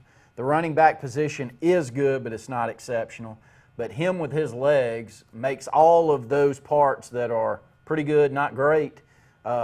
The overall offense is outstanding, and I'm sure the numbers vouch for that, don't they, Luke? Yeah, they do. Alabama is having a pretty good year offensively, there's no doubt. I mean, there's a good chance you could see Jalen Hurts and Damian Harris both go over 1,000 yards, which would be pretty much unheard of at the university. But the thing about Hurts, and you're right, the intermediate and deep passing game just isn't there yet. And it's so funny because coming into the season, we just thought, okay, who's ever quarterback?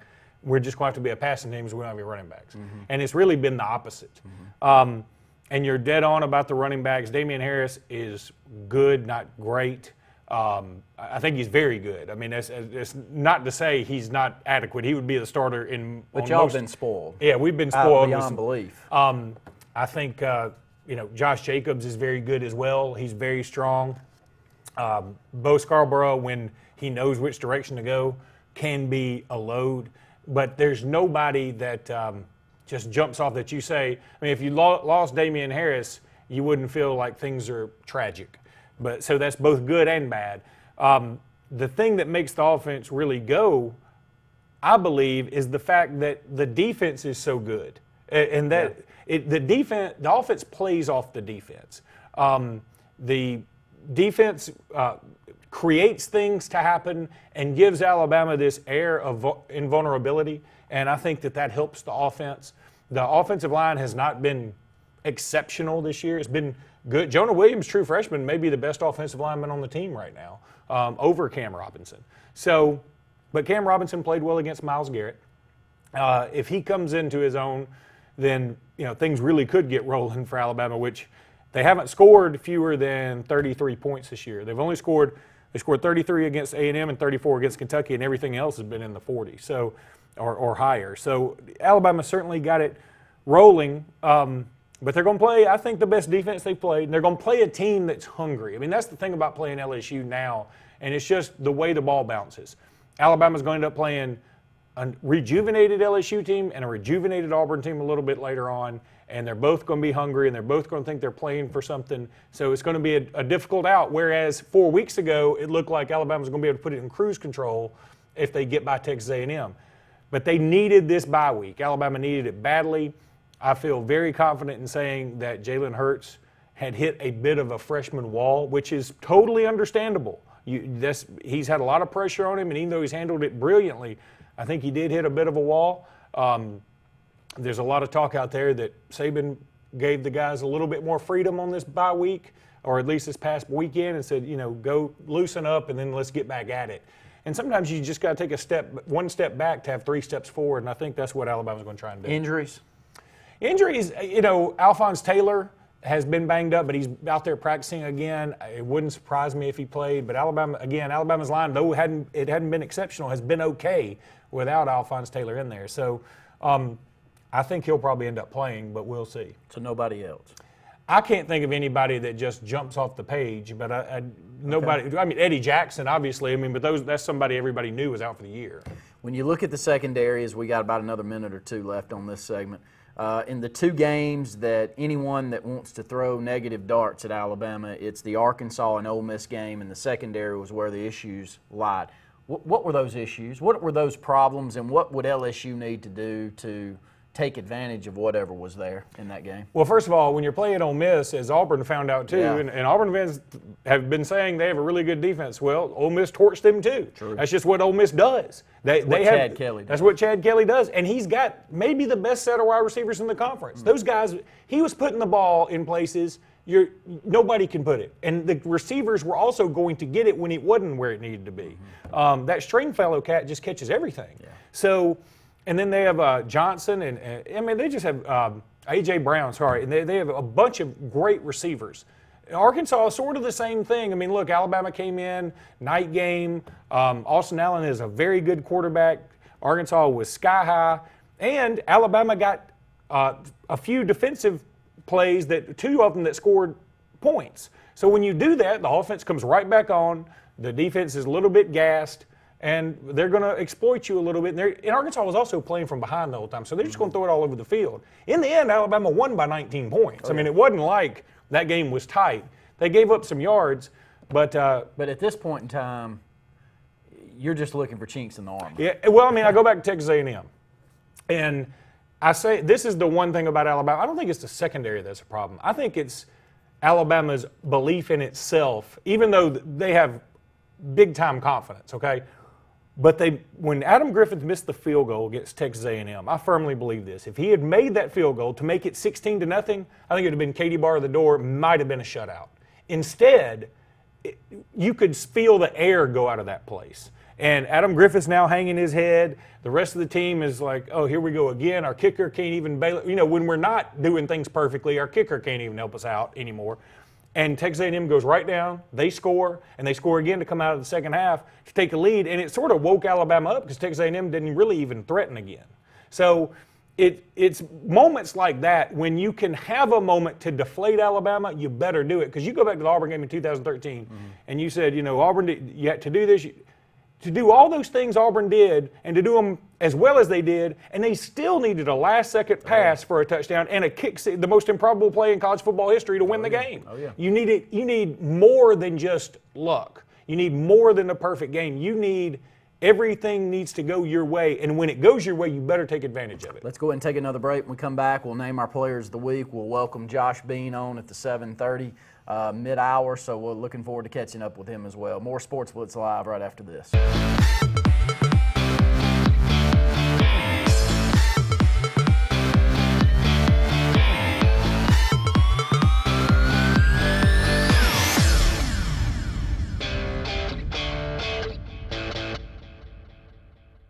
For years, textile was king here, the backbone of our economy.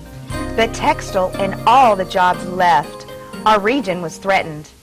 Then the nearby Hyundai plant opened. Local parts suppliers created thousands of good-paying jobs. Automotive is now the backbone of our economy, thanks to Hyundai.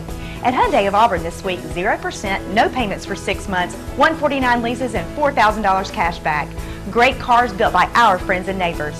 Hyundai of Auburn, you really should compare.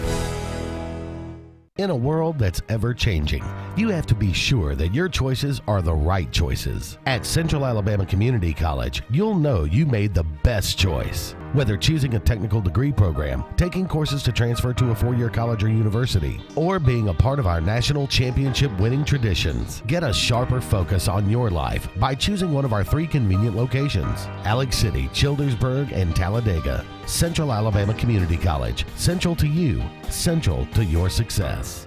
Don't you know there's no clean like peaches and cream? Wow, your carpets look fantastic. Yeah, thanks to Peaches and Clean. They look new again. They also clean my kitchen tile. Simply amazing. I'm calling Peaches and Clean today. Just call 502-5326. Oh yeah, they have an area rug cleaning facility too. Peaches and Clean is now expanded to the Alexander City Lake Martin Market. Give them a call at 334-502-5326. Call us up at Peaches and Clean. Get the best seat in the house for every game this football season. Upgrade that old recliner for the comfort of FlexSteel from Holly's Home Furnishings. Stunning styles, incredible comfort, and FlexSteel's signature blue steel construction. At Holly's Home Furnishings, we offer a variety of different fabric and leather options, plus state-of-the-art power recliners. Come in and score big today with Holly's Home Furnishings' unbeatable selection and unbelievable everyday prices. Family-owned and operated Holly's Home Furnishings located in Alexander City and Montgomery. You know, these Zaxby's fried pickles really take me back to Mima's kitchen. Yeah, Mima really would have loved these. Is that a time machine? Yep, and I brought Mima back with me. That's not Mima. Ooh, okay, let's get you back inside. Better than Grandma's? Maybe. Indescribably good? Definitely. Fried pickles are back. Lightly breaded, fried to perfection, and served with ranch sauce. Try them before they're gone. Zaxby's. When it's time to buy your teen's first vehicle, you think safety. Your teen thinks style. At Talladega Ford, we have style and safety. Ford has more 5-star safety-rated vehicles than any other car manufacturer. Ford goes that extra mile to make sure you are safe. Government safety standards are based on a 30-mile-per-hour crash. Ford goes a little further. We test our cars at 35 miles per hour. Come by Talladega Ford today so we can show you how safety and style go hand in hand.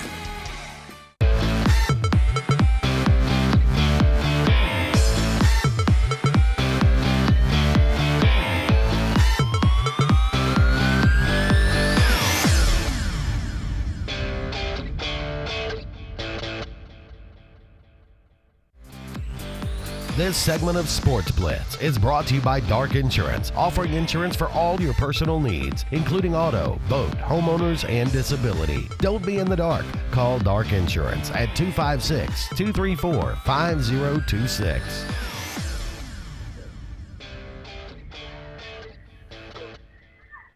Welcome back into Sports Blitz Live. Luke Robinson flying solo for just a minute. Want to welcome in our good friend Josh Bean from AL.com right now. Josh is friendly enough to call in from the soccer fields at where one of his young sons is playing. Josh, how you doing? Doing great. Hope you guys are well tonight. Doing really well. Thanks so much for being with us, taking a moment out to talk about the AHSA playoffs. Josh, I'm going to start right at the top with 7A. And the one thing that jumps out to me is the first-round games, which usually aren't incredibly sexy across the state. That doesn't happen until the second round. But the first round game in 7A, you're going to have Bob Jones and Hoover and Spain Park and James Clemens. I don't know that it gets any better than that. Yeah, look, I mean, both those are great games. That Spain Park James Clemens game, I'm not sure you're going to get a better game throughout the playoffs than that one. And, Spain Park coming off a big win over Minor. They scored 50-plus. Handed Minor their first loss, and then you got that James Clemens team that defense has just been playing so well all year long.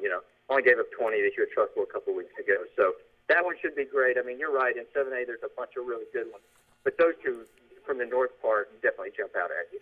And on the other side of the bracket, is there any reason for McGill-Tulane to be worried at all? Well, look, I think that there's some good teams on that side of the bracket. Let's not forget that Davidson pushed them to triple overtime early in the year. Central Phoenix City has been really good, better and better as the year went on. They beat a really good Kowaliga team at midseason. So I still think McGill is definitely the favorite in the South, but I don't think it's necessarily going to be a walkover. They're going to have to play well. There's a number of good teams, but those two, Davidson and Central Phoenix City, really stand out. Going over to 6A, I absolutely adore this Minor football team. They are so much fun to watch, but I'm afraid that's more of me enjoying the Tecmo Bowl or video game side of it.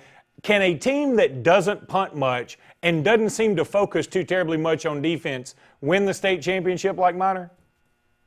I think it's hard.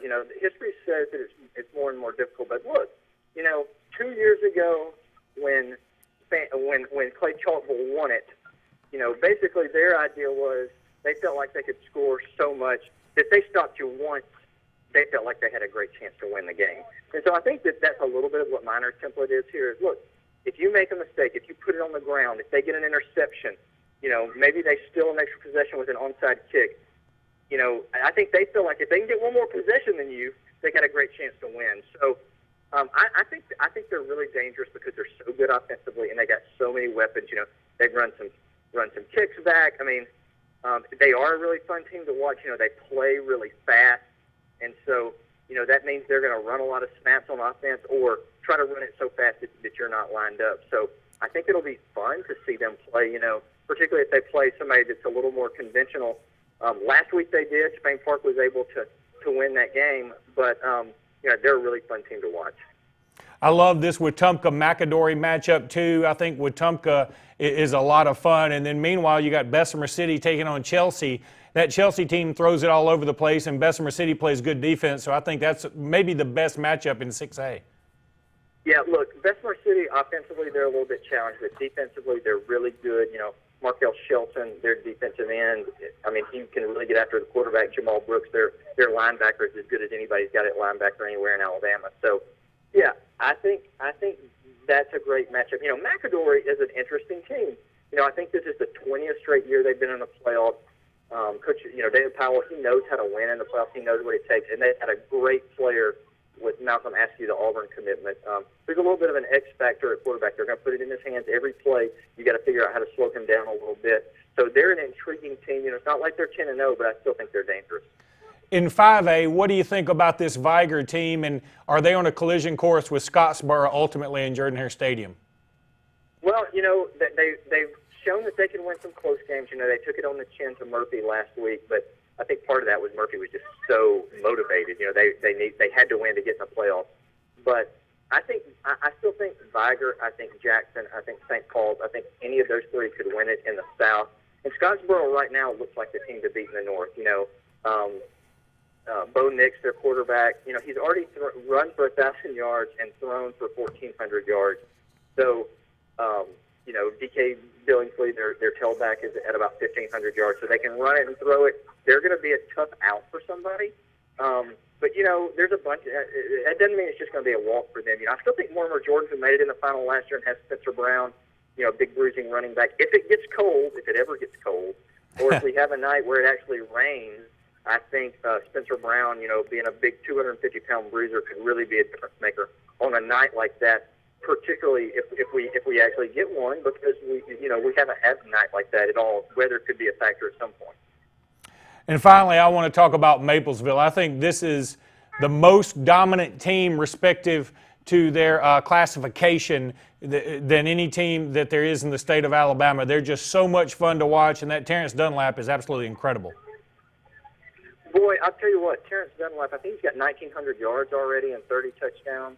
And there's been a bunch of games. I mean, they've only played 9 games, and there's been a bunch of those 9 where he hasn't played the whole time. I think he maybe has only played a full game 3 times. He's electric. They're really good. I said this in the preseason. If they're not in Auburn, they'll be the biggest shocker of all. Josh, thanks so much for being with us tonight, buddy. Taking a little time out from the soccer field. Always enjoy it. Thanks for having me. All right, buddy. That was Josh Bean from AL.com. Does a great job for them. Go check them out. Go to AL.com. Look for high school sports and football. He's got everything covered. Should be a must-stop every single morning to find out what's going on in the AHSA. We'll be back in just a minute with more Sports Blitz Live.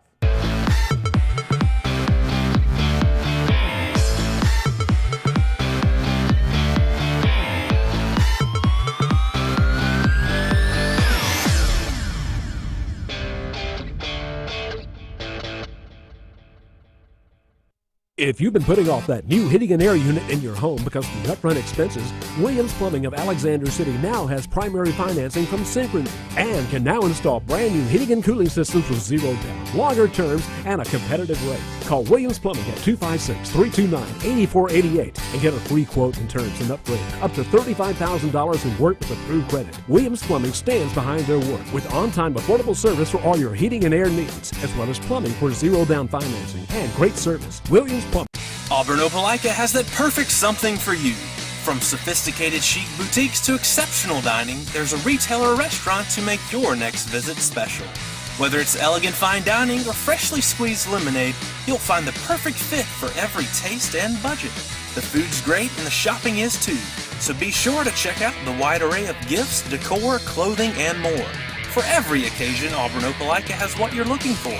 Let's make your next trip memorable. Visit Auburn Opelika.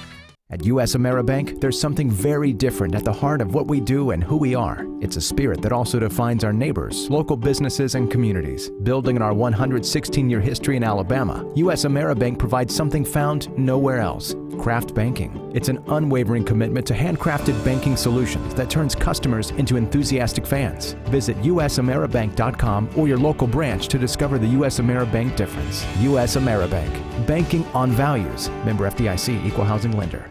No pest is too big or too small for Lex Wedgeworth Pest Control. Protect your home or business today from insects, termites, mosquitoes, and more. Lex uses the latest state-of-the-art technology and equipment to solve your pest problem, including the environmentally friendly Centricon termite baiting system. Lex has been servicing the Lake Martin area for over 35 years and has a full staff on hand. Call Lex today, even if it's just a question, at 256-234-6162. Lex Wedgeworth Pest Control. Smart solutions to your pest problems.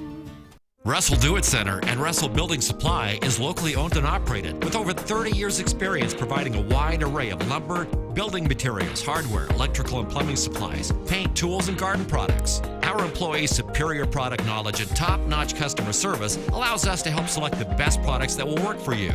We provide free product estimates and takeoffs, free local delivery, and ask about our price match promise. Russell Do-It Center and Russell Building Supply. Experience and knowledge from the pros. Listen up. Save over $10,000 on Ram 1500 crew cabs during Ram Power Days. Lake Martin's Ram Truck Headquarters. Buy it at Bice. BiceChryslerDodge.com. You better hurry. It's the Jeep Celebration event with the biggest savings of the year on every new Jeep in stock.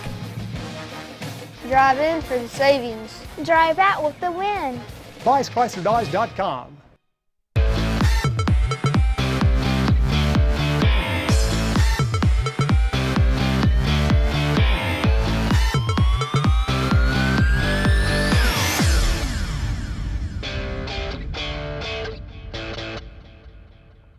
Good time of year to be giving out Players of the Week as we head into the first round of the high school playoffs. And I'll start it off, Luke, with the Montgomery Area Player of the Week, which is brought to you by Lee Marketing Group. James Foster from Sidney Lanier High School was 9 of 13 passing for 143 yards and 3 touchdowns. Also ran for a team high 56 yards on 6 carries in the Poets' 21-20 win over Prattville. Probably the first time that Sidney Lanier program's beaten Prattville in quite a long time. The Lyman Ward Military Academy AISA Player of the Week is KJ Hall from South Montgomery County Academy. He ran several times for 164 yards. It didn't tell me exactly how many times, so I'm going to take a guess. I'm going to say 9. He ran 9 times for 164 yards and 4 touchdowns in the Raiders' season-ending 51-13 victory at Macon East. His TDs covered 67, 65, 34, and 2 yards. Congratulations to Hopeville High School as they break their 29-game losing streak this past week. And Andrew Nobles from Hopeville High School was named your East Alabama Player of the Week, brought to you by Alabama National Guard, which is nationalguard.com/AL. He scored 4 rushing touchdowns to help Hopeville down Beulah 41-39. And again, in that 29-game losing streak. Congratulations to you, Andrew Nobles. The Alabama National Guard Lee County Player of the Week is LaDamian Webb from Beauregard High School. He ran the ball 21 times for 293 yards and 4 touchdowns, 3 of which came in the first 10 minutes of the game against BRHS. Randy, you saw him firsthand. I didn't want to see him anymore. The AHSA Radio Network Player of the Week, which is brought to you by our corporate partner on that side, Russell Building and Russell Do-It Center. And Russell Building Supply and Do-It Center is a great sponsor here in the Central Alabama region. We want to thank Kirby Scales and that entire staff for being a part of the HSA radio network as we move into the playoffs. Caleb Vinson from Faultville High School had 32 rushing attempts and a 53-34 win over Vinemont, accounting for 287 yards rushing and 7 rushing touchdowns. What a night for Caleb Vinson. The Alabama National Guard Lake Martin Area Player of the Week is Raymond Graham from Central Coosa High School. The senior quarterback ran 23 times for 267 yards and 4 touchdowns, and also added 163 yards and 3 touchdowns through the air in the 82-64 loss to Childersburg. Is that? I thought it was a typo. Well, you know, when you say your team scores 64 points, you're like, how much did we win by? You lost by 18. That's amazing. When I saw it Saturday morning, I said, there's no way this can be right. But it was, and we'll move into our final Player of the Week, brought to you by Central State Bank, is our Shelby County Player of the Week. We can't thank them enough for being a part of our program. Diari Johnson from Spain Park High School scored on runs of 60 and 31 yards to push Spain Park to a 52-42 win against the Miners. Johnson finished with 232 rushing yards. It's a very good Miner team. The lone loss for them during the regular season as they go up in classification and take on a very good Spain Park team. So congratulations to Diari Johnson from Spain Park High School for being our Shelby County Player of the Week. Yeah, congratulations to all of them, but that LaDamian Webb, he's something else. He is only a junior. Wow. About 5'7", 5'8", 185, 190 pounds. Does look like he's got the frame to put on 10 or 15 more. You probably don't want him to, though, Luke. I hate it when a junior puts on 10 or 15 more and loses a step. He runs through tackles. Even when we tackled him, he was still up. We just kind of got him out of bounds. Mm-hmm. Great speed. A very good football player. You know, he's probably one of those that many are going to look at and say he's diminutive, and I'm not going to be able to give him an opportunity at a big school. Maybe I'm wrong with that, but nonetheless, this is a very good Beauregard team, especially offensively, and look out for them here in 5A. Yeah, and I think it'd be an interesting second-round matchup. I'm going to assume they'll get by Dallas County, and Viger will get by BT Washington. So Viger and Beauregard, it's just bad luck of the draw there, I think, for Beauregard. I mean, Viger is just so good. Historically, they do well in the playoffs, so I feel like that would be a tough matchup. Athletes on athletes, yep. Both sides of the ball. And Beauregard, offensively, again, in the skill positions, I think that they can hang in there with Viger, but Viger's been one of those teams defensively, if they're really good, especially on the defensive front. You go back to the Hueytown year where they lose with Jameis Winston goes down, mm-hmm. and what was it, 19-3? Mm-hmm. It couldn't move football, couldn't do anything against that Viger team who had those 2 bookends, and one of them, Phylon, I believe, ended up over in Arkansas, and then they had another that ended up going somewhere to play. I think it was J. Michael Winston. Yeah. Played for Viger, I think. Where did he end up? He ended up at Arkansas. Okay. Yeah. Did Phylon end up there too? He did. Okay. Yeah, Phylon's in the pros right now. He was with San Diego. I'm not sure now, but you know, Phylon, that was a big stink with the Alabama and the gray shirt and the whatever. I wish Alabama had taken him. No, he was a good one. We'll go ahead and take another break here on Sports Blitz Live. When we come back, we'll continue to run down maybe some of the playoff brackets. We'll move into college football as well, as the initial college football poll came out, and Luke and I will run down the top 25. Talk about teams that we think can move up from there and teams that a couple of losses and they're kind of out of this thing. 800-782-0108, 256-234-6221. More Sports Blitz Live right after this.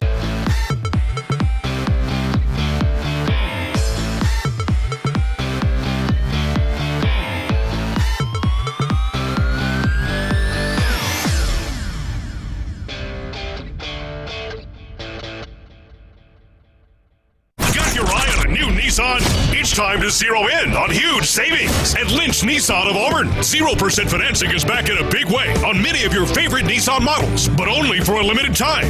Buy today and save up to $11,000 off MSRP on remaining 2016s as we make room for the 2017. Get up to $7,000 off MSRP on the new Altima SL or 0% for 72 months. Just click it and pick it now at lynchnissan.com. Lynch Nissan of Auburn, I-85 at exit 51. So, you may not know it, but you've seen our work everywhere. For a combined 50 years, SignSource has been Central Alabama's premier option for all your sign needs. Custom signs for your business, club, or organization. Wraps and decals for your vehicle or boat. Full-color banners for your big sale, or a photo collage on canvas for grandma. All with fast, friendly, prompt service. Check out our website at signsourcenow.com. 888-533-6758. Go straight to the source. SignSource.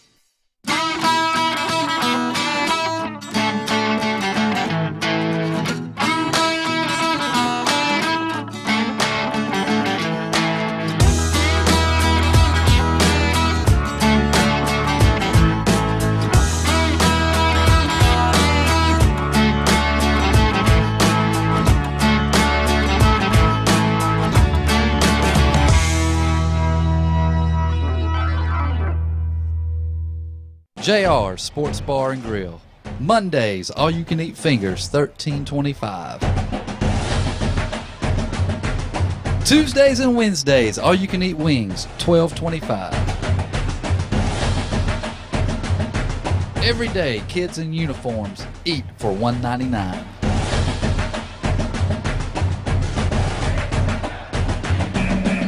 Alabama Street in Alexander City and Highway 280 in Sylacauga. Lyman Ward Military Academy in Camp Hill, Alabama, known worldwide for programs and outstanding facilities designed to prepare young men for future success. Young men who are academically prepared for a rapidly evolving economy, morally prepared through character development and spiritual guidance, physically challenged by preparing for athletic competition, and prepared to be leaders in their careers through the structure of military discipline. Lyman Ward Military Academy, over a century of preparing youth for the work of life. I'm attorney Dane Sharp. Here at my office, we want to be different than the big city billboard lawyers. We want to give your case the personal attention that it deserves. We handle auto accidents, tractor-trailer accidents, and other cases where our clients have been injured and need personal legal attention. To me and my staff, you will not just be another number on the case file, and we will return your phone calls. So if you've been injured, give me a call today or visit us on our website.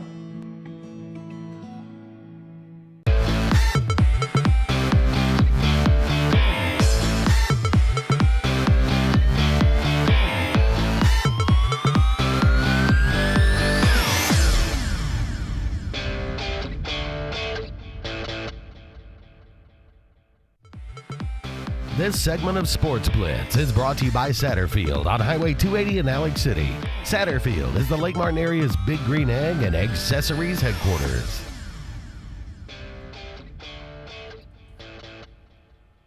Satterfield's on Highway 280 in Alexander City, our sponsor here for this segment, Luke. Great accessories that you're able to go out there and pick up right here in Alexander City. Yeah, go check them out again. It's a great time to go check out grilling season. I mean, because it just continues on. It never stops. And Big Green Egg, everything you need, all your lawn equipment. And look, everybody's still cutting their grass right now. I mean, you can't water it because I think the state has put a hold on it. You can't burn anything, so you're going to have to go cut something. I'm interested in hearing, and we'll close out this first hour of the program, 7A and 6A. We keep up with other classifications, but let's just be honest, they're not talked about as much unless you're living in one of those communities. So let's stick with 7A and 6A, Luke, and I want to get your thoughts. Let's start with the South bracket for 7A. There's a lot of interest here because McGill-Tulane is expected to be head and shoulders above really anyone in the state this year. And I look down in a second-round matchup that really looks like it's going to pit McGill-Tulane against Enterprise. I agree. This is an Enterprise team that's had their moments this year. Yeah, Baker could also sneak by Enterprise, but I'm with you. I think Enterprise gets by there, but McGill-Tulane is just so good. And so I don't see either Jeff Davis or Baker or Enterprise giving McGill-Tulane much of a game, frankly. I think McGill-Tulane has a pretty easy walk to the semifinals where they will probably match up with Central Phoenix City. But Murphy has Neil Farrell, who's committed to LSU along the defensive line. They're very strong. And then this Auburn team is just playing so well. Maybe they could get by Central Phoenix City. I don't know. I still think it's going to be McGill and Central Phoenix City, and that would be a fantastic matchup. But you go to this other side, talked about it with Josh Bean, Bob Jones and Hoover. That's your first game in Spain Park and James Clemens. And if James Clemens and Bob Jones win, or if Hoover and Spain Park win, in the second round you got to play probably the team that you consider to be your arch rival. I mean, it doesn't get any better than that. As a fan, we don't have a dog in the hunt for any of those teams. I just like to see them all in there. I do hate that two of those teams are going to be out of the playoffs come Friday night about 10 o'clock. And of course, they can lose, but when you look at the bottom half of the North bracket, Hewitt-Trussville has kind of separated themselves. That's going to be fun when you move into the semis to see who Hewitt matches up with on that top side, probably a Hoover or Spain Park. But can this Hewitt team, who scored at will, it feels like, against about everybody, make it to a state championship game this year? I think they can, but I just wouldn't bet against the upper side of that North bracket. I think whoever comes out of there is probably going to be in Jordan-Hare Stadium and probably taking on McGill-Tulane. And you're right. That's a great matchup in the semis with McGill and Central Phoenix City if everyone holds suit. Some of the best talent here in the entire state of Alabama. Now, you move down to Class 6A, buddy, and you look at this south side and you pick a favorite. I don't know who you'd pick. I'll start up at the top half of the bracket, Saraland taking on Parks Crossing. I think Parks Crossing, the way that they're playing closing out the season, they're great quarterback, their offense, they got a great coach in Smitty Grider. Watch out for them, Luke. Yeah, that could be a fun game. Saraland, of course, has Jack West committed to Stanford, only a junior, one of the best quarterbacks in the state. I don't think it'll be close. I'm more interested in the game beneath that. I agree. Bessemer City, Chelsea, that is really immovable force versus the irresistible force versus the immovable object. That's what it is. And that's what I'm looking forward to seeing, because Chelsea, they sling the ball all over the place. You look back at Chelsea and you wonder, how did they lose to BRHS? Because if Chelsea and BRHS played today, I think that Chelsea would win. A 40-point win. Yeah. But I think Chelsea just happened to catch BRHS at a bad time at BRHS. But this is a strong team that could make some noise. And then Blunt and Dothan, I suspect Blunt will get by that one. Wetumpka-McAdory, that's going to be a lot of fun. But if McAdory wins and Blunt wins, you have two of the best athletes in the state, Kendarius Toney for Blunt and Malcolm Askew for McAdory. Askew committed to Auburn, Blunt committed to Florida. That'd be a fun matchup. I think Wetumpka, though. I've seen Wetumpka with my own eyes. I think they're good enough to make it through that first-round matchup against McAdory. I think that's a tough draw for McAdory there in the first round. And Blunt and Wetumpka in round two, because, listen, Wetumpka's got two backs as good as I've seen, size-wise, too. They're young, aren't they? Kowaliga Smoke is their junior running back. Okay, that's the best name in the history of sports. Have you not heard it yet? I have not heard that yet, and I already love it. I want a football card with him on it. Kowaliga Smoke, and he's been offered by lots of people. Okay. Pull him up. He's 6'1", 215. And then to me, he's not as good as their other back. They've got another back that's 6'3", 215, and he looks it out there. Last name's Williams. Can't remember his first name, but he floated down the sideline, both of those. They put 37 up, lost 38-37 to a very good Opelika team this year to win for the region championship. Right. That is a good football team. Blunt and Wetumpka play one another. Good luck. That's going to be a scoring matchup all the way around. Moving to the bottom half, Hillcrest takes on Benjamin Russell. You got to expect Hillcrest to move through there. Spanish Fort taking on Carver and Montgomery. Expect Spanish Fort as well. So that would send Spanish Fort on the road to take on a Hillcrest Tuscaloosa. What a matchup in round two. Again, that's just a second-round matchup, and it feels like a state championship, frankly. But I saw this Hillcrest Tuscaloosa team at the beginning of the season, and they've just got Frisbee-catching dogs everywhere. They got Brian Robinson. They got a great quarterback, and their defense is just strong enough. I think this is a team that could play for a state championship. Wouldn't it be something if Hillcrest Tuscaloosa played for a state championship in Auburn, Alabama? Yeah, that would be something. You got Paul Bryant taking on Opelika. Expect Opelika to get through that. Daphne and Sidney Lanier. Kenny King's done a tremendous job at Daphne. Tip your hat to him. Sets up a second-round matchup, probably of Opelika and Daphne. That first-round matchup last year was a nightmare for Daphne. You got to think that they've circled that game and said, we make it through this first round matchup against Sidney Lanier and take on Opelika. We'd like to at least play better in that one. That's a very good Opelika team. who you wouldn't be shocked to move through and be playing for a championship as well this year. When I look on the northern half of the state, to me, Luke, is there anybody that really jumps out to you on the northern half? I guess the top two teams coming in would be Minor and would be, when you look down at the bottom, would be Oxford. Those two teams, we've seen both of them, played both of them this year. I think Minor is going to get 40 against anybody. Mm-hmm. I think Oxford defensively gives up some. Mm-hmm. They're not great to me, but Oxford's got also a tremendous sophomore running back on their side. Back when Benjamin Russell was playing well, he still got 250 to 300 against them that night, and you could tell he's one of those bouncing bowling ball type that just bounced all over the field. He was really good. So those are the two best teams in the northern half for me. Yeah, I don't think there's any doubt. It would be fun to see Clay Chalkville take on Minor again just because of the number of points and the way Minor embarrassed them earlier this year. You'd think Clay Chalkville would come out and want some revenge there. But they Clay Chalkville first round game against Ramsey is no gimme. And so Clay Chalkville, if they lose Friday night, don't be shocked by that at all. Coleman taking on Decatur. Coleman has some good players. They have some talent on that team. And Jackson Olin's a good story. To get into the playoffs, I think is very good for them. They're taking on an always difficult Pinson Valley team. So, yeah, the 6A playoffs and the 7A playoffs, they're a lot of fun. As you go down the classifications, it just seems like the closer you get to one, the more you have a sure favorite. Up against a break, you want to give an update on Cavassier Smoke? Yeah, he's got one crystal ball prediction for Alabama, though that doesn't mean anything. He has not been ranked yet. I am showing here that he has offer from Florida, South Carolina, Virginia Tech, and Cincinnati, though. 6 foot 210, is that what they list him? Let's see what they've got. They've got him listed at 6 foot 210. He runs about a 4.55. Going to be anxious to watch his highlights here in the commercial break. Yeah, pull him up, and he looks the part. He's only a junior. There's some great running backs in this state going into next year. Some really good running backs that already look like they're college ready. Maybe we'll talk about a few of them in the second hour of the program. More Sports Blitz Live right after this.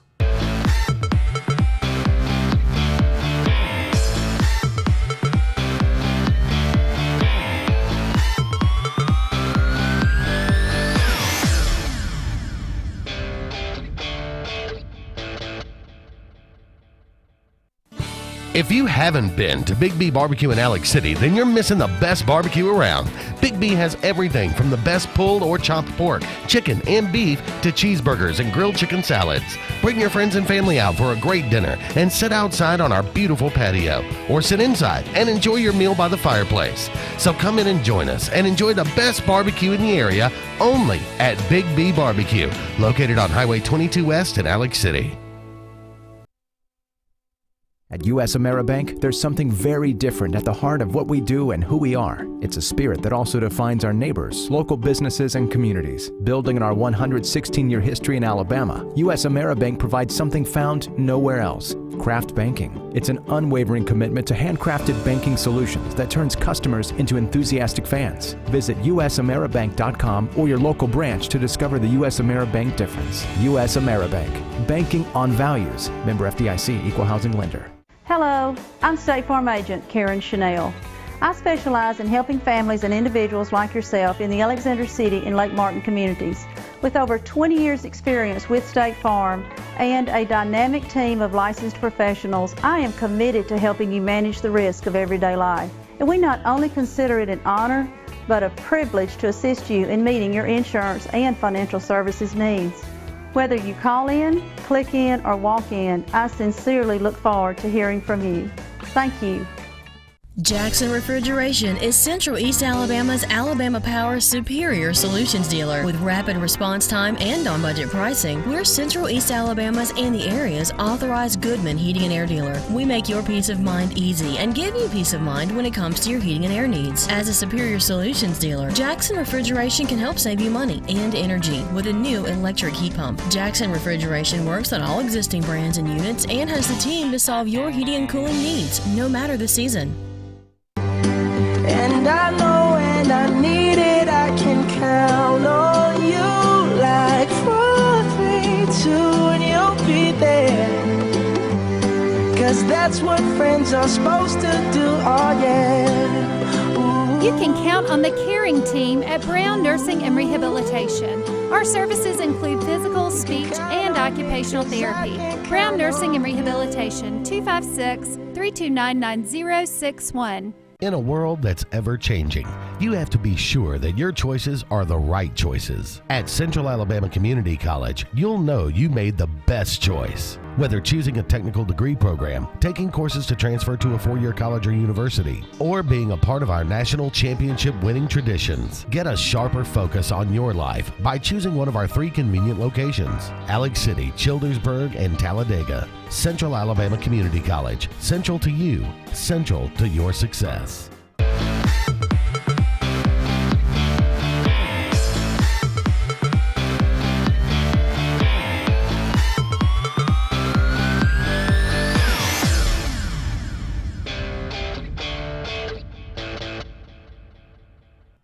Welcome back into Sports Blitz Live, second hour. Luke Robinson flying solo for just a minute. Want to welcome in Billy Embody from the TigerBlitz.com. He's the publisher of that website. It's part of the Scout Network. We have a lot of reps from the Scout Network on here all the time, John Garcia being one of them. And it just so happens Billy Embody will be cutting a podcast, Crimson and Blue Chips, with John Garcia later tonight. How's it going, Billy? Good, good. How are you guys doing? Doing fantastic. Thanks so much for being with us this evening. Well, first of all, let's get right to it. LSU came out in the initial college football playoff rankings as the number 13 team in the country. Is that about where you thought they'd be? That's actually, and I pushed tweet right before they released the rankings, and I had them right at number 13. I thought they'd be a little bit higher than their AP and coaches poll rankings. I thought the committee would respect their 2 losses to Wisconsin and Auburn, and also recognize that was a different time we lived in just a few short months ago, and recognize the schedule that they still have to play as well. Yeah, and I think that's really important, what LSU has left to play. And the fact that LSU seems like an entirely different squad than the team that lost by just 1 second against Auburn early on in the season. It is. In every aspect, this team is totally different. Leonard Fournette is even healthy now, and Ed Orgeron has breathed life into this program and into these players that you notice it in the way they act and the way they play, obviously, that this is a new team. And that's been the message from day one, is it's a new team, it's a new season, and they're 3-0 under that season, and Coach Orgeron's taking this thing one day at a time, and that's been his message, and you've seen it on the field and some of the results of that new era. Are fans beginning to accept Ed Orgeron may end up getting this job as the permanent head coach, or do you think everybody's still taking a wait-and-see attitude? I think people are starting to jump on board the train. As a lot of people put it, he's the first coach that doesn't have an accent as LSU's coach. So he fits right in with them. And now that he's put together some results on the field that have really kind of galvanized that support even more, especially after the Ole Miss win, people are on board. You've seen Tom Herman falter. It looks like he's going to Texas anyway. And then Jimbo Fisher, while you hire him, if you get a chance to, because he has a national championship, his team has faltered as well, and LSU, meanwhile, has thrived for the most part. And so I think people are really starting to jump on board with the reality that he could very well be the head coach here in just a few short weeks. What do you suspect will be LSU's main attack this weekend against Alabama? Are they just going to try and run some more like they've been doing lately? You know, that was one of the first things Coach Orgeron addressed. He wants this team to actually pass to set up the run. And now they're not going to throw it around the yard 50 times a game and go all Texas Tech on you, but they're going to open it up. They're going to take some shots down the field. They've done a great job getting their tight ends involved. And even you're starting to see guys like Leonard Fournette out of the backfield. We saw that against Ole Miss, get him the ball in space. So this is a team that is very multiple in how they attack you. They've added some new formations. I'm sure they'll have a couple wrinkles in there for the Alabama game, but this is a much more balanced team that while they have 2 phenomenal running backs that you'd love to see them hand it to every time if they could with success, this is a team that's going to pass the ball a fair amount as well to make sure those lanes are open for Fournette and Darius guys to run. Conversely, what weakness do you think Alabama will try to exploit the most? I think it's the offensive line. LSU's offensive line is just getting back to being healthy, but at the same time, it was a question mark even when they were healthy. Was how was KJ Malone going to be on that left side at that left tackle position? Was Ethan Pochik supposed to be the center? Should he be at left tackle or right tackle? Toby Weathersby is coming back to health. Is Maya Tehama ready to go against this tough front? That's the question mark, and we've seen some communication issues that they've kind of ironed out over the course of the Ole Miss game. I think Alabama's going to try to bring pressure, try to disguise well, and use those edge rushers that they have, and Jonathan Allen and Tim Williams to really wreak some havoc. I think they're going to try to exploit this offensive line. If LSU were to pull off the upset against Alabama, do you think next week the College Football Playoff Committee would reward them by jumping them well into the top 10, even ahead of, say, Auburn, a team that has beaten LSU? Ooh, that's tough. You don't want to jump a team that beat you in a way fair and square, both Wisconsin and Auburn, but I think you could see them slide up to number 9 and kind of jump into that spot and be rewarded for the win. It depends on how dominant a win it would be. This is a game that is always so close, and I don't think that will differ at all in that aspect. So I think number 9, if they beat Alabama, would be into the top 10 and right at about where they should be with the rest of the schedule that they have, and coming off of a bye week. This is a well-rested team. This is a team that believes they could beat Alabama, and a team that's talented enough to do so. So I think rewarding them with those spots would be fine, but jumping them well into the top 5 or 6, I don't see that happening. Meanwhile, after the Alabama game, let's play devil's advocate here. Let's say Alabama gets the victory down in Baton Rouge. How will Ed Orgeron be able to keep things together, because LSU is facing a murderer's row after that? You got a game at Arkansas, then you host Florida in that makeup game, and then you travel to Texas A&M. It is about as tough of a stretch of games as you can see anywhere along the course of history, I'd imagine. It is a brutal schedule, but this is a team that's going to play Alabama extremely tough. I don't see Alabama pulling away in this one. This is going to be a one possession, one score game, and I don't think he's going to have any trouble keeping these players focused on the prize. Les Miles always built this game up to be this huge game, the be-all, end-all, and a lot of the times in terms of the SEC championship and things like that, it was. But Orgeron's approach of one day at a time, control what we can control, I think we'll have this team right on the back on the right track relatively quickly after that game, especially when you go to a tough place like Arkansas the next week. Okay, look, I got to have it. Let's get your prediction for the game. It's the worst. Covering a team like this is just, for all of the times that LSU has shot themselves in the foot, you saw it last year with Donald Alexander's penalty late in the game, and the ineptitude of this offense and inability to change. This is still a very, very talented team. I've got LSU by 3 in this one, 24-21, and really I just think all of these changes in modernizing this team, and Dave Aranda is outstanding at defensive coordinator. That's something you can't undersell enough this week, is that he's going to have quite the game plan for Alabama, and I just think with all the changes they've made, being at home in Tiger Stadium, this streak gets broken, and the Cinderella story lives on here for LSU. All right, you heard it right here. Billy Embody guarantees an LSU win on Saturday. Billy, thanks so much for being with us, buddy. We really do appreciate it. We'll have you on again, okay? Hey, thanks a lot for having me, guys. Talk soon. That was Billy Embody from TigerBlitz.com, part of the Scout Network. And again, the Scout Network is one of the best out there. There's no doubt about it. We'll be back in just a minute with more.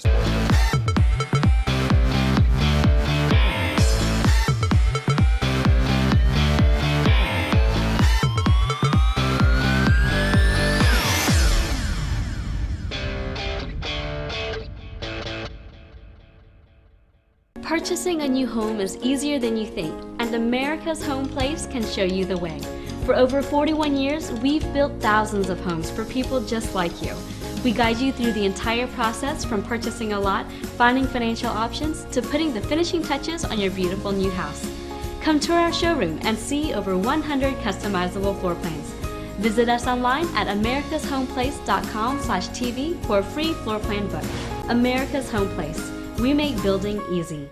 Boaters in the Lake Martin area know whether you need service, maintenance, repairs, a great selection of pre-owned boats, or a brand new Landau pontoon. Alex City Marine at the corner of 63 and 280 is there for you. Thanks to a record-setting sales year, Alex City Marine now has one of the finest pre-owned inventories they've ever had. Repairs, service, routine maintenance, for all your boating needs. See the pros the locals know. Alex City Marine at the corner of 63 and 280. Check them out online at alexcitymarine.com. If you knew that underage drinking starts at younger ages than ever before, even in elementary school, you would talk to your kids about drinking right now, wouldn't you? If you knew that kids who drink are more likely to be involved in violence, school failure, or injury, you'd do what you could to prevent it, right? Alcohol is a drug, and we need you to help us understand that before it's too late. Choose to refuse to lose your team to the dangers of underage drinking.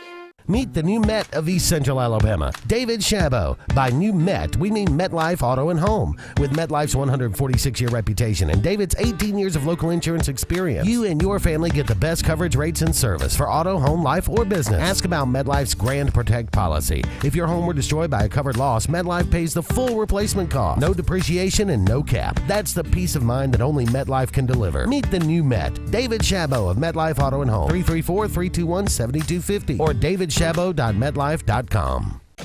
Listen up. Save over $10,000 on Ram 1500 crew cabs during Ram Power Days. Lake Martin's Ram Truck Headquarters. Buy it at Bice. BiceChryslerDodge.com. You better hurry. It's the Jeep Celebration event with the biggest savings of the year on every new Jeep in stock. Drive in for the savings. Drive out with the win. BiceChryslerDodge.com. Choosing a new roof or having to repair your roof can be very stressful. Preferred Roofing knows when it comes to your roof, you need not only the best product, but more importantly, you need a reliable and trustworthy roofing company to install it. That company is Preferred Roofing. Working for both commercial and residential properties, you can trust our licensed and trained roofing contractors. Don't wait any longer. Call us today at 334-202-5483 or contact us on the web at preferredcontractorsllc.com.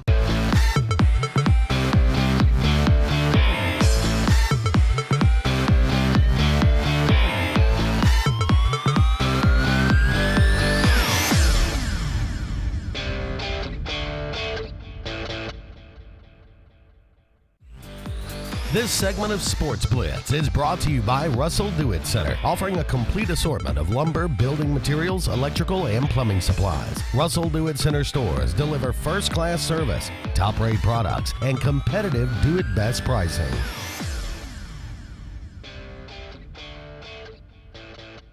First college football playoff rankings are out tonight, Luke. We brought it up in the opening segment of the program, but we thought here on this segment we'd run down the top 25.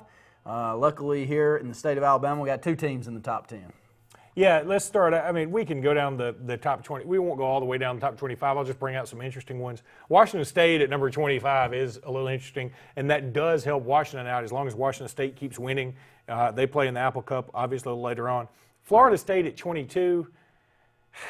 I mean, I guess I get it, but they're 5-3. I mean, they're not that good.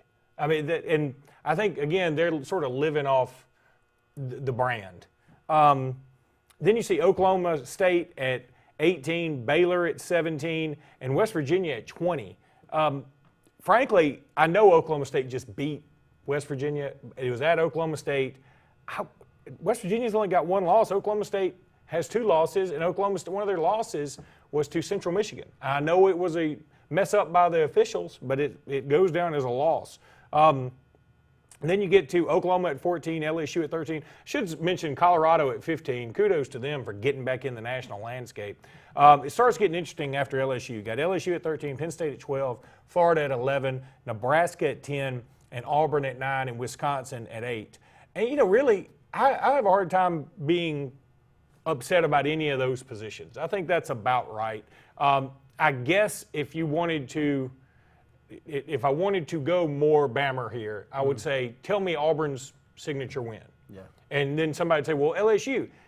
But again, if the argument is Auburn's playing so much better than they were at the beginning of the season, then we also have to admit LSU wasn't a good team at the beginning of the season. I'd say if I was asked that question, I would quickly say Arkansas, because of the way they looked. I mean, it was a complete teardown of an Arkansas team that was ranked 17th in the country, that at least had played decent even in the losses they had coming into that one. That would be my answer as an Auburn fan. When I look down the Big 12, just not very good, Luke. No, I agree with you. I mean, I can understand. Nebraska at 10, what do you think about them? They've got a game at Ohio State this weekend. They lost a tight one to Wisconsin. They earned a lot of my respect because I thought Wisconsin was going to beat them pretty handily. And then Wisconsin at 8, do you think Wisconsin should be behind Auburn, or you think they're positioned right? I think it's about right. You can go either which way.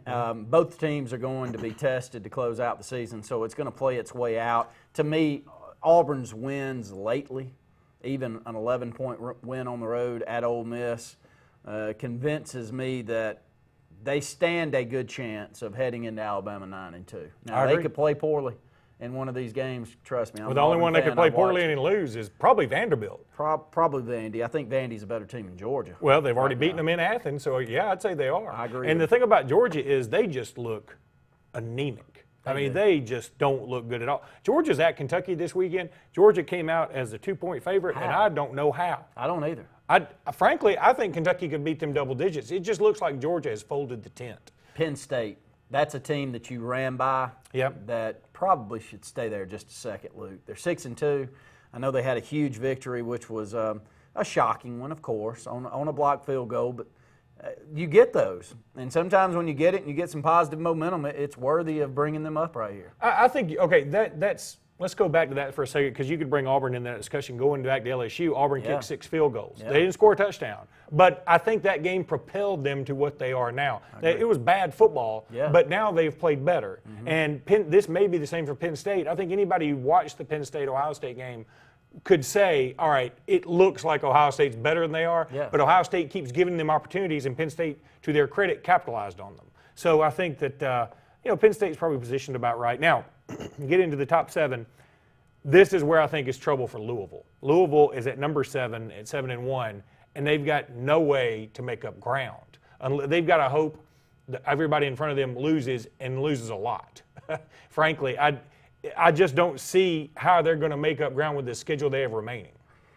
I agree, and if they keep playing like they did last weekend, that's even more trouble. They've got to go out there and just beat people down like they did Florida State. That's all they for anyone to not allow a 2-loss team that could kind of slide through, a 2-loss team that gets through the SEC or the Big Ten is going to jump Louisville.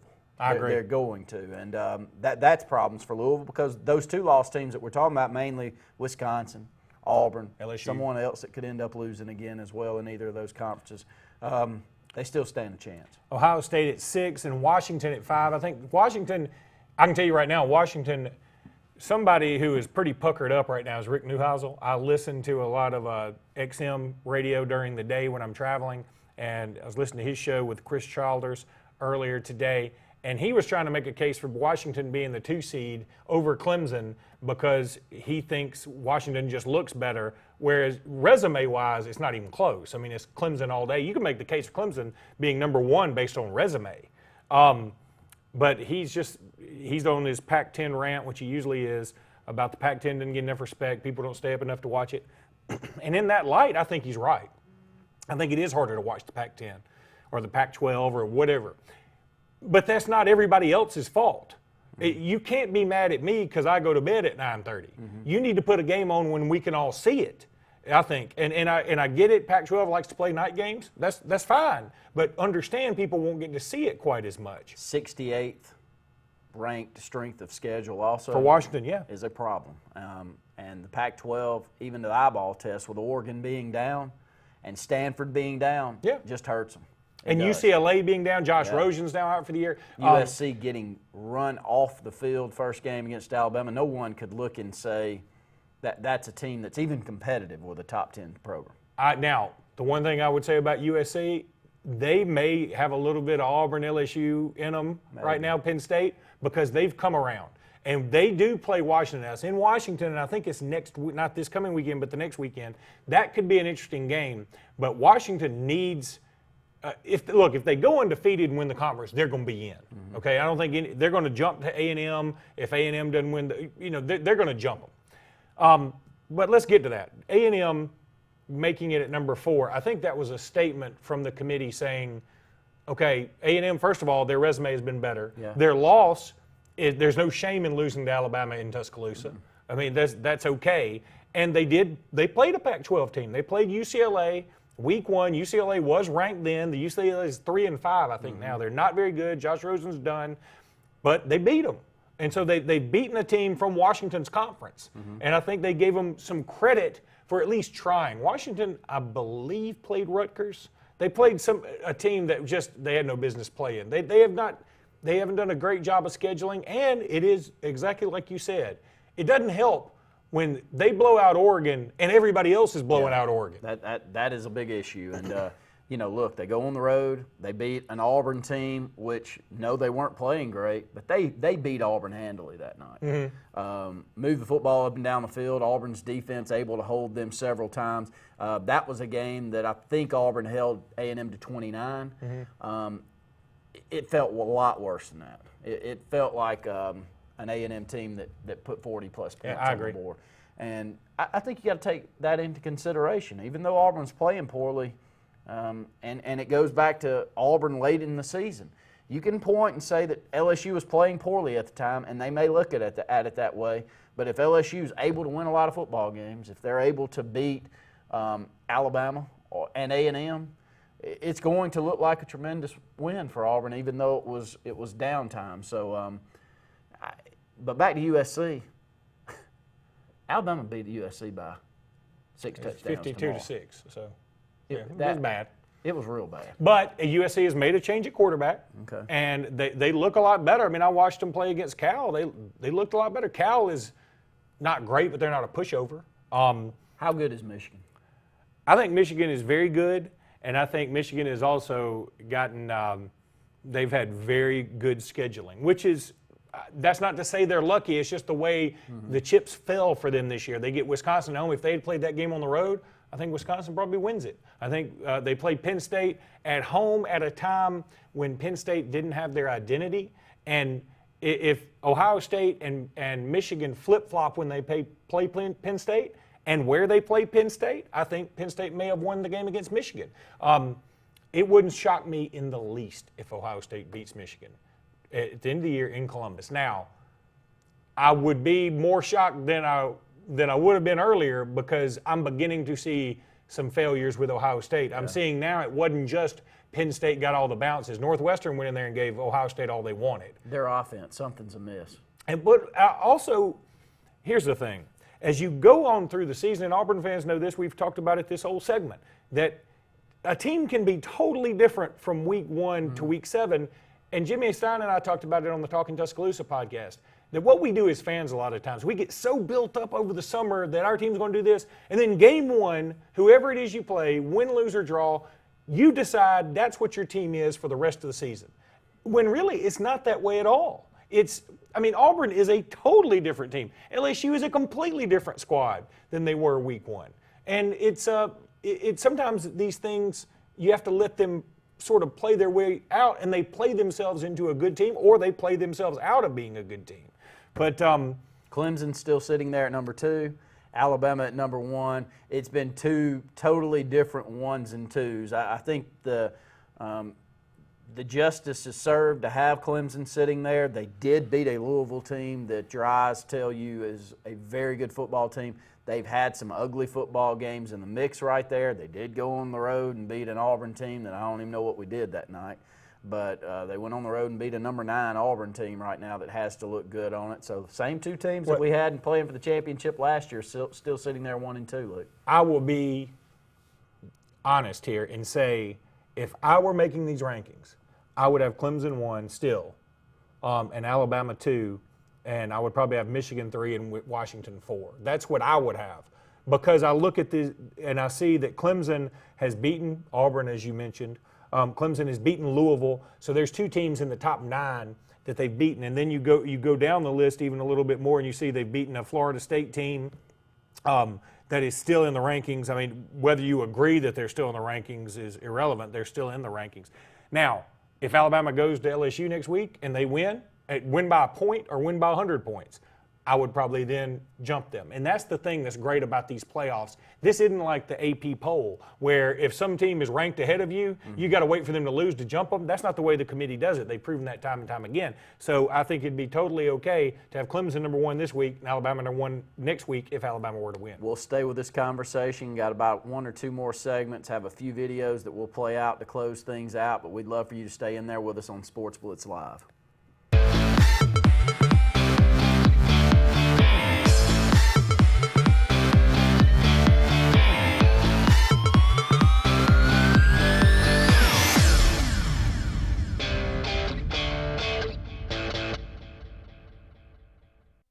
How expensive can kids really be? All they need is love, and love is free, right? They're tiny. How much stuff can they really use? I'm still gonna get a new car every year and take the best vacations. Maui, here we come. Life can surprise you. So can an Allstate agent. Only they can get you 2 safe driving bonus checks a year because every little bit helps. The good hands are doing more than ever before. Call your Alexander City Allstate agent, Alice Palmer, to learn more today at 256-215-3833. Do you know that C&T Electric offers a home protection plan for your electrical system? Are you wondering what this is or why you need one? Just like your heating, cooling, and plumbing systems, your electrical system needs to be maintained also. With C&T Electric's home protection plan, you receive annual electrical safety inspections, priority service when you call, discounts on all electrical services, and the dispatch fee is waived on all calls. Call C&T Electric at 256-234-0007 today. Got your eye on a new Nissan? It's time to zero in on huge savings at Lynch Nissan of Auburn. 0% financing is back in a big way on many of your favorite Nissan models, but only for a limited time. Buy today and save up to $11,000 off MSRP on remaining 2016s as we make room for the 2017s. Get up to $5,000 off MSRP on the new Rogue SL or 0% for 72 months. Just click it and pick it now at lynchnissan.com. Lynch Nissan of Auburn, I-85 and exit 51. Hi. We're looking for insurance. Let's see who's free. When insurance agents work for only one company, their options are simply limited. But a trusted choice independent agent is free to shop many companies for a better deal. Free to do what's right for you.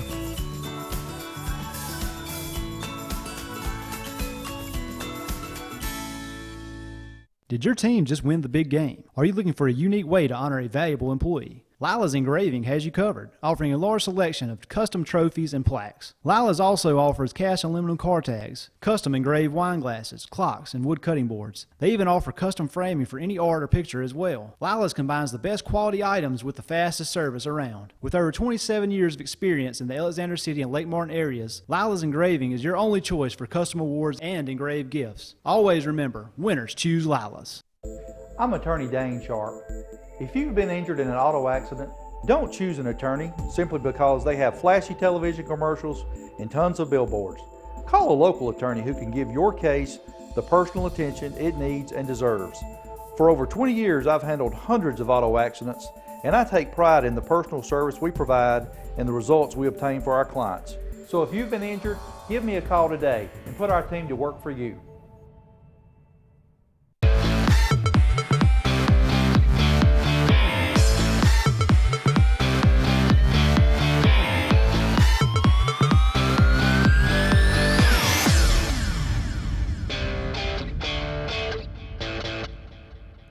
Luke, let's talk a little recruiting news here for about 4 minutes on this segment as we've got a short segment.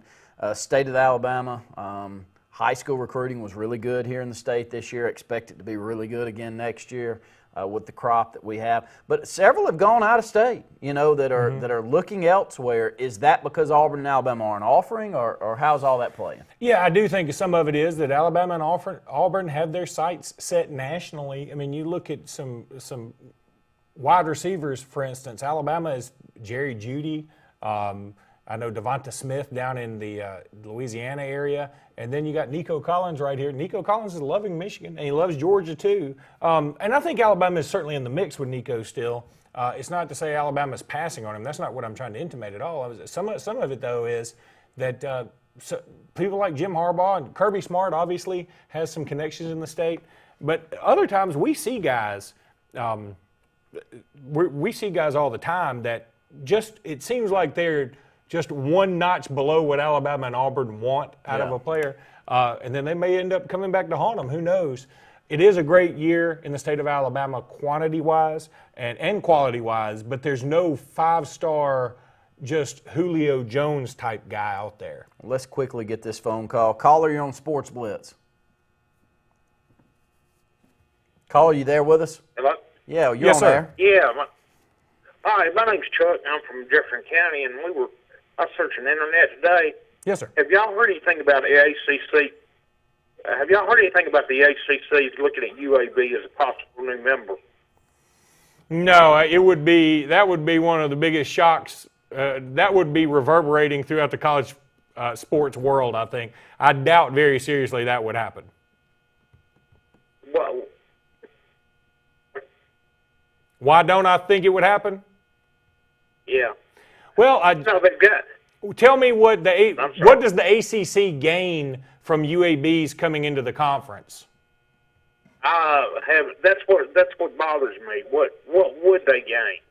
I mean, UAB would definitely gain a substantial thing. The only thing is I'm just wondering, what the ACC would gain and what UAB would gain out of it. What UAB would gain. UAB would do backflips all the way to wherever they need to go to sign the paperwork to join the ACC. It won't happen at all. It doesn't help the ACC in the least. It's really kind of outside of their footprint, and you could say, well, that's a good thing, but why would they come into the state of Alabama and take a program right now that it hadn't even been reborn yet? They hadn't played their first game yet. I think it'd be more likely, and this won't happen either, that they'd come after South Alabama before they'd come after UAB. Now, in 10 years, that may change, but I don't think the ACC will go after UAB or South Alabama or anybody like that. Frankly, I don't see they're expanding at all. All right. Well, I was just wondering. Like I said, it was on the internet this morning, and that was just something I just wanted to see what y'all's opinion would be on that. Well, listen, we appreciate the phone call, and call us anytime, okay? Info. Thank you. South Alabama is a program that seems to be on the up. Don't you They agree? do. I mean, they beat Mississippi State. Yeah. They would have played LSU, and they probably, if they had been able to play LSU, well, they probably wouldn't have been that good of a game because LSU would have been better by then. But you never know. I mean, they did go to Mississippi State and win. And I'll tell you somebody else who's doing well is Troy. Troy has one loss on the year, and that loss is to Clemson. And they played them. Played them tough. Played them real tough. I mean, I'm not saying Troy would beat Auburn, but they played Clemson, I thought, better than Auburn did, and they played them at Clemson. Now, different teams. Auburn's a lot better now. I'm just saying we need to recognize the Troy Trojans. Yeah, recognize that that they played Clemson like they did, but they are still sitting there. Only one loss, Jacksonville State, number 2. Mm-hmm. I think they're still sitting at number 2, aren't they? I think that's correct. They're playing the last couple of weeks. They've really turned it on also. So expect them to be there at the end. Again, North Dakota State, have they lost?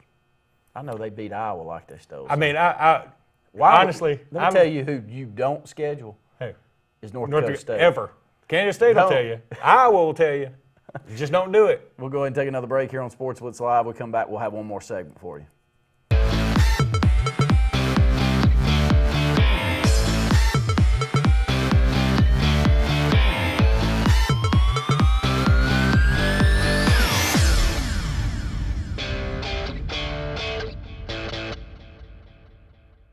Purchasing a new home is easier than you think, and America's Home Place can show you the way.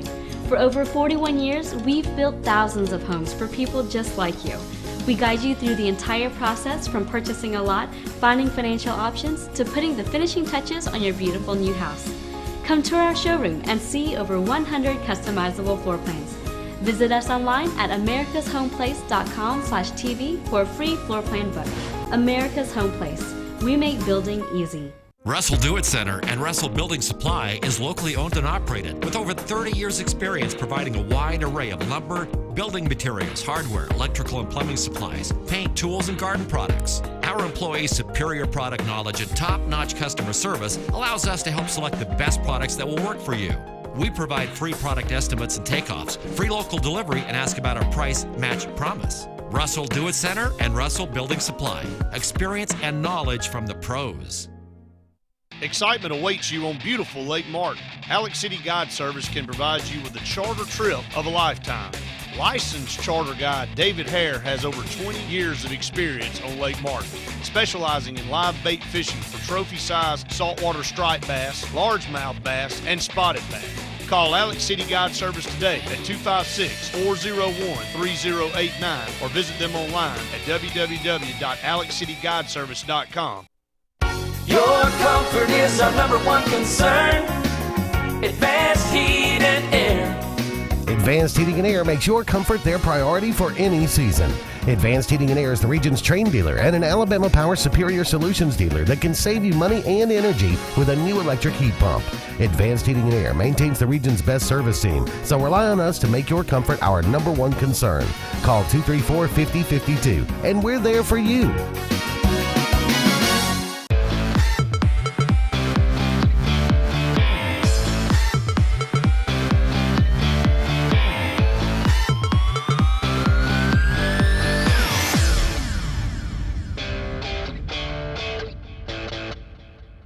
Luke, let me tell you what not to do on a sports program. I'm going to do it right here.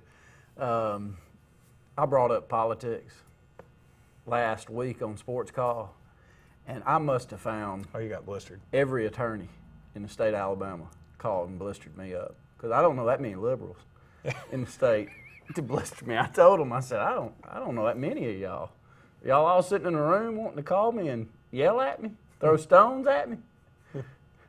You don't want to bring it up here, do you? Well, I've got a funny story, and I'm debating whether or not to tell it. I'll just tell it. I'm talking to my kids earlier. They live in Ohio now, and I got a 12, a 9, and a 6. And my 9-year-old is my daughter, and for some reason she was talking about, she did really well in this math thing, and there was some talk about a political something, and she said, and I'm going to vote for Donald Trump. I mean, she's 9, and so apparently they're not talking political science in school right now. But somebody, she was just talking about, I'm not telling anybody who to vote for. Let me just get the story out. She said, I'm voting for Donald Trump. And my 6-year-old said, I'm voting for Hillary Clinton. I couldn't believe he knew who Hillary Clinton was to begin with. And I said, and my daughter looked at him and said, Walker, she lied to the government. You can't do that. And Walker said, okay, you sold me. I'll take Donald Trump. And so, I mean, it was pretty easy to sway young voters in the Ohio area, I guess. Could you imagine a crazier few weeks leading into an election than what we've gotten last month? What I think is, it shouldn't be funny. I do think it's funny that the people who support either side, and I won't go into which side I'm going for, but the people who support either side just love to point out all the deficiencies on the other side, when really there are plenty of deficiencies to go around. I don't think anybody can proudly walk into the voting booth next Tuesday and say, I'm voting for Donald or I'm voting for Hillary, and by God, I'm just super proud of it. I don't think either one of anybody can do that for either party. And what does that tell us about this country? It's sad. I mean, it's a sad state. And I know what I'm saying is kind of a cop-out. Just say they're both bad, but you got to vote for one. That's what we fought for. That's what I hear. It's the lesser of two evils. And it depends on which one you think is more evil. That's all it is. It's going to be a crazy week leading up to it, and we'll be watching. It doesn't seem to be hurting the Major League Baseball ratings. These two matchups, and we're going to give it a whole minute and a half, as the Cubs are leading 7-0. Is that right? That's the last time we saw it. We are going to get a Game 7 that's going to run through the roof ratings-wise. I saw the ratings, and it's the matchup, because ratings in a World Series in comparison to NFL football have been opposite of what we're seeing this year. I think it was a 5-point differential, which Major League Baseball getting higher ratings than NFL on Sunday night. But a Game 7 with those two programs and the storylines with that, Luke, even you not a baseball fan, I'm going to watch Game 7. It doesn't get much better than that, does it? Yeah, I would watch Cleveland-Chicago Game 7. There's no doubt about that. I'm not a baseball Just fan. to watch the two communities. Just to see after the game what goes on out there. You know, when they had the first World Series game in Chicago, I guess it was last week, the bars were all opening up at 6 in the morning. And the game wasn't until 7 or 8 o'clock that night, and everybody was packed in there. So it would have been cool, and a lot of our friends on Facebook, I couldn't believe how many people we knew actually went to the World Series game. Can't imagine how much money they paid for those tickets. 22 to 3,000, I think, was about the going rate for them. You gonna do that? I'll tell you what, if I had two given to me and somebody said that for $3,000 they can have them, I'll just get them to write a book about the experience and I'll pocket that money. It's crazy, and we want to thank all of you for tuning in tonight. We've got a couple of short videos closing the program out tonight. We want to thank the Sure Shot out on Highway 280 in Alexander City for being a great sponsor. We caught up with their owner, Woody Baird, a couple of weeks ago. It's hunting season. It's a perfect time to be catching up with them out there, and we want to thank him for being a longtime sponsor of our Sports Blitz programming. Again, thanks to Lake Broadcasting, thanks to Justin Mosley back there producing, Luke Robinson, I'm Randy Lee saying thanks for tuning in to Sports Blitz Live.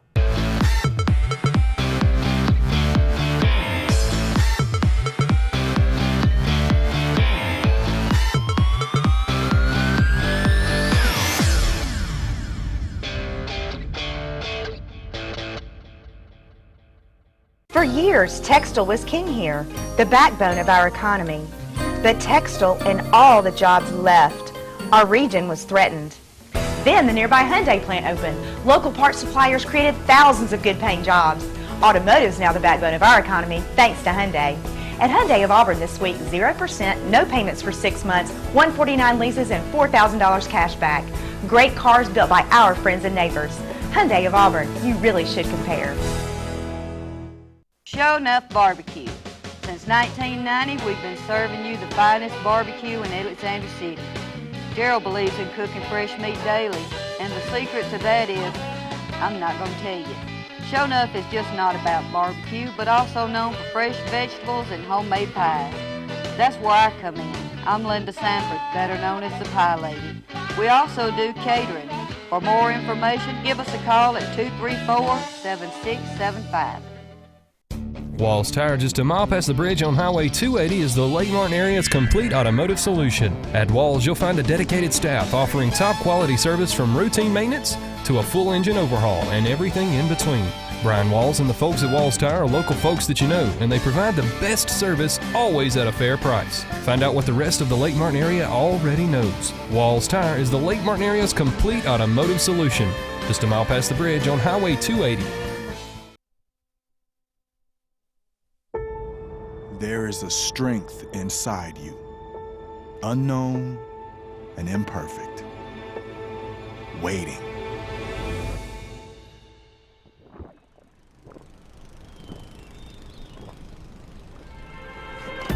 And when you think you have nothing left to give, when each obstacle in your path is more formidable than the last, that's when you'll find it.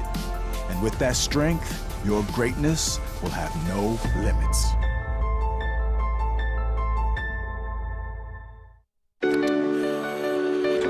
We are Steel, German-engineered chainsaws and landscape products. The majority of which are made here in America by Americans.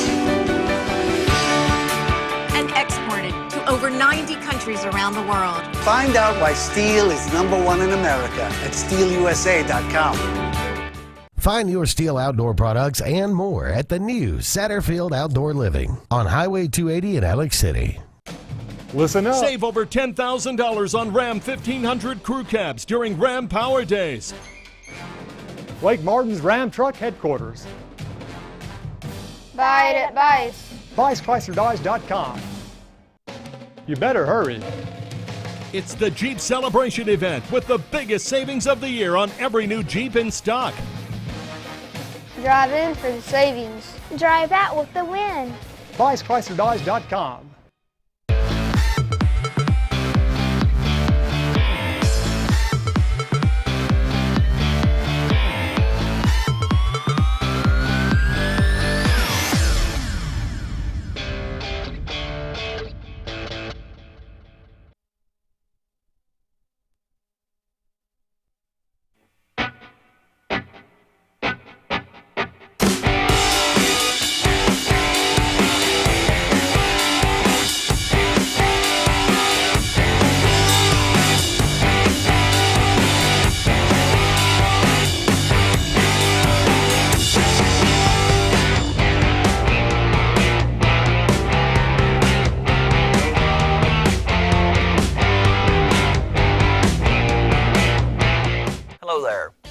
Welcome to Short Shots by the Sure Shot, Lake Martin Sportsman's headquarters.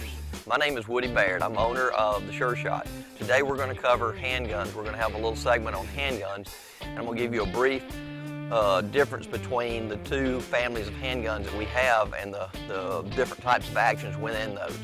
The two different basic types of handguns are revolvers and semi-automatics. We'll start with the revolvers because historically and chronologically they were first. As firearm development came in this country and came across, the first cartridge guns that were developed were called single action guns. And the three actions within each one of the families, revolvers and semi-automatics, are single action, double action, and double action only. The first cartridge guns that we had in this country or the world were single action handguns. A single action handgun is what most of us remember or see, relate to as Western style guns. And these are all revolvers. Revolvers are called revolvers because they have a cylinder that revolves to bring a fresh round under the hammer each time so you have a fresh cartridge to fire. Your capacity is limited, and in this firearm you have 6 rounds. It is a single action firearm, which means it has one mode of operation. One mode of operation means for it to fire you have to cock the hammer each time. One mode of operation, single action, have to cock the hammer each time. From that we developed into double action revolvers. Double actions have 2 modes of operation. You can either cock the hammer like the single action, or you can pull the trigger. And there's 2 modes of operation. That's the reason they call it double action. So you can either, like I said, pull the trigger or cock the hammer. Then we roll to what we call the double action only. Now this is primarily what you're seeing for defense right now. It has one mode of operation. It's usually a small frame revolver where both of these hold 6 rounds. This one only holds 5 rounds. It's a revolver, but it has one mode of operation, double action only. You pull the trigger to make it fire. The hammer is concealed in here and it's covered so that for concealment carry, if you have it in your pocket, it'll come out nice and clean. The hammer won't catch on anything, the hammer spur won't catch on anything. And also if it's in your purse, it also comes out nice and clean. So you have one mode of operation. Most of the people this day and time, our largest segment of customers in the Sure Shot right now on handgun sales are first-time gun buyers. With the security situation the way it is in the country today, more and more people are deciding to carry a firearm for personal safety. So this is what we suggest for the inexperienced or the first-time buyer. It is very simple to operate, very simple to maintain, very simple to load and unload, and has one mode of operation. If you need it, you draw it out, point it, and pull the trigger. That's all you have to do. Now, those are your revolvers. In your semi-automatic handguns, and a semi-automatic, also known as a self-loader, we have the same 3 types of actions within the semi-automatic handguns. As firearm development increased in this country or came about, the first semi-automatic firearms were single action semi-automatics. This is what we call a 1911 style. It's over 130-year-old design by John Browning. His first 1911 came out. His first gun came out in 1905. The U.S. military adopted it in 1911, so that's where it got the moniker 1911. But the way this firearm works, like I said, it is a semi-automatic firearm. The difference between revolvers and semi-automatics is when you fire it, the slide retracts under spring tension, ejects the empty case, and then goes forward and picks up a fresh round. And it will do that until it goes empty. Once it goes empty, it's going to lock back and show you that it's empty. You drop the box magazine. The ammunition is fed from a box magazine. Some people call this a clip. The proper nomenclature, proper verbiage is box magazine. It's not a clip. But you insert the magazine into the firearm with ammunition, drop the slide, and you will chamber a round and it's ready to go. Like I said, the 1911 is a single action firearm, which means just like with the revolver, you have to cock the hammer on the first shot.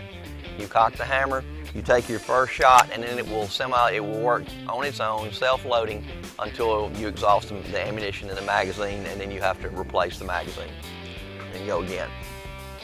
From that we went to double action semi-automatics. A double action semi-automatic, the same way, feeds from a box magazine, has a hammer, and can be fired in either single action or double action mode. If you has a safety. So the safety, once the safety's lifted off, you can either cock the hammer or you can just pull the trigger. Pull the trigger double action style. Now, the difference in this and the semi-automatic, once you pull the trigger, the hammer's going to stay back. Pull the trigger the first time, the hammer's going to stay back. Slide's going to come back, it's going to eject the shell, chamber a new round, and the hammer's going to be back. At that point in time, you have less trigger travel. You'll see here now, with the hammer down, you've got that much trigger travel. If the hammer's back, you have about half the trigger travel, so it makes it easier to fire. The keynote, most of your double action semi-automatics is the magazine capacity. On the single action, it's primarily 8 to 10 rounds. On the double action guns, you will see more capacity, and this one actually holds 15 rounds. But this is a double action, so you have 2 modes of operation. Like I said, you can either pull the trigger or cock the hammer. Then we developed into what we call double action only. Just like with a revolver, double action only semi-automatics. Again, fire from a box magazine, high capacity. But a double action only semi-automatic is never cocked. There's nothing under spring tension that if you drop it or anything, it could possibly go off. The double action semi-automatic the striker is drawn to the rear every time and then released, so you have the same trigger pull every time. It doesn't get any easier like the double action semi-automatic. So you have the same trigger pull every time. There are, on your double action semi-automatics, there are most of the models available do not have any overt safety to flip. So what you do is when you need it, you load it around in the chamber, you carry it. When you need it, you pull it out and pull the trigger. Point it and pull the trigger at your target. So you have the same trigger pull every time. This is typically, this firearm has 15 round capacity, and at the end of when you've exhausted ammunition, it's going to lock back and tell you you're empty. You drop the magazine, place a fresh magazine in, release the slide, and you're chambered around and you're ready to go again.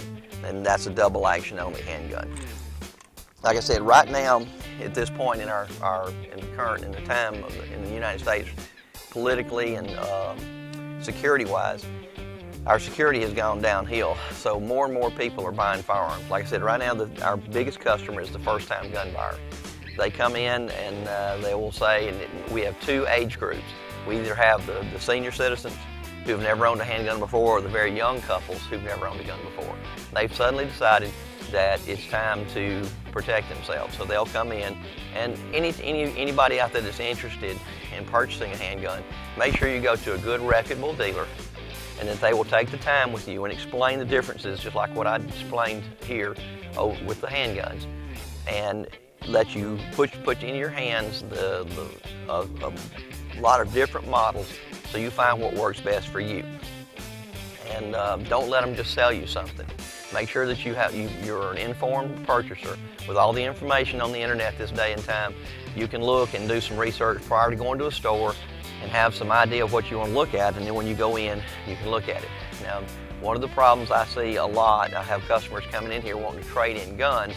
One of the problems I see a lot, I have people coming here that have bought handguns and they come in and they don't like them and they want to trade them in. Typically, something like this, people will buy on feel and look. This is a small caliber. This is a small handgun in a rather medium range caliber, which is a 380 ACP. The 380 is a pretty powerful little cartridge, especially in a little gun like this. Now the problem is, women will see this and they'll pick it up. It's very light, it's very concealable, and they'll buy this because of those 2 factors. It's light and concealable. Anytime you give up weight and surface area on the grip, you're going to get back recoil. The problem with this gun is if you do not back it up, it's all your semi-automatic handguns are recoil operated. They work off the explosive power of the cartridge. If you don't back it up and hold it nice and tight, and you do what we call limp wristing it, and you take up the inertia when you shoot, then it's not going to chamber for you. So you have to really hold it really tight to make it work. And these things go off like a stick of dynamite in your hand. They're very hard to shoot, They're great for concealment, they're great for carry, but they're not fun to shoot. And the same thing goes for this gun in 9mm. It's a small frame gun, and you have to understand what the dynamics involved to fire it as you purchase it. So like I said, if you get a chance, come in to a really good, make sure you pick out a good dealer, good reputable dealer, come in, talk to them, make sure they can give you some choices and inform you and make sure that you make them.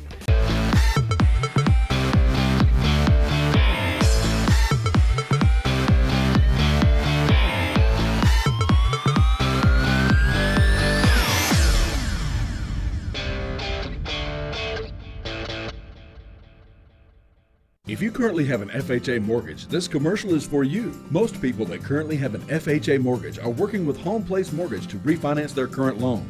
Several items have changed to make now the perfect time to refinance. FHA has reduced the amount of monthly mortgage insurance. Current interest rates for FHA loans are at all-time lows. FHA has eliminated the need for new appraisal. Most people will be able to refinance with little or no closing costs. This is the opportunity that you have been waiting for. Call now to start saving.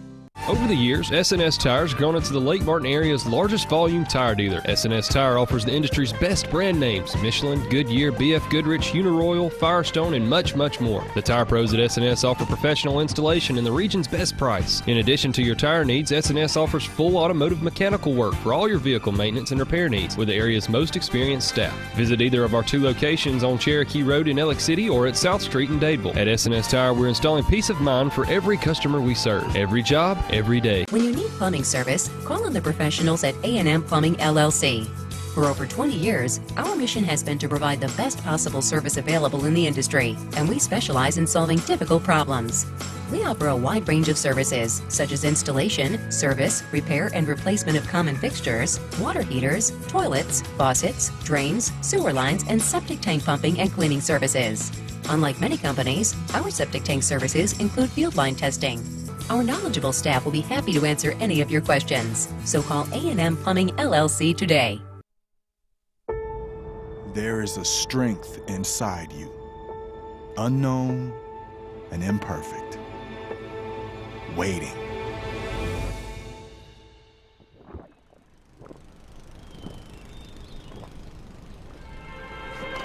And when you think you have nothing left to give, when each obstacle in your path is more formidable than the last, that's when you'll find it. And with that strength, your greatness will have no limits. What value would you gain working with Lee Marketing Group? With 4 divisions under one umbrella, Sign Source, Lee Apparel, R&B Media, and LMG Baker Advertising Agency, Lee Marketing Group offers a comprehensive approach. From logo design and branding to ad placement and everything in between, LMG can handle it all. For ease of time, cutting edge, results-driven marketing campaigns, think LMG. Lee Marketing Group, your comprehensive marketing solution.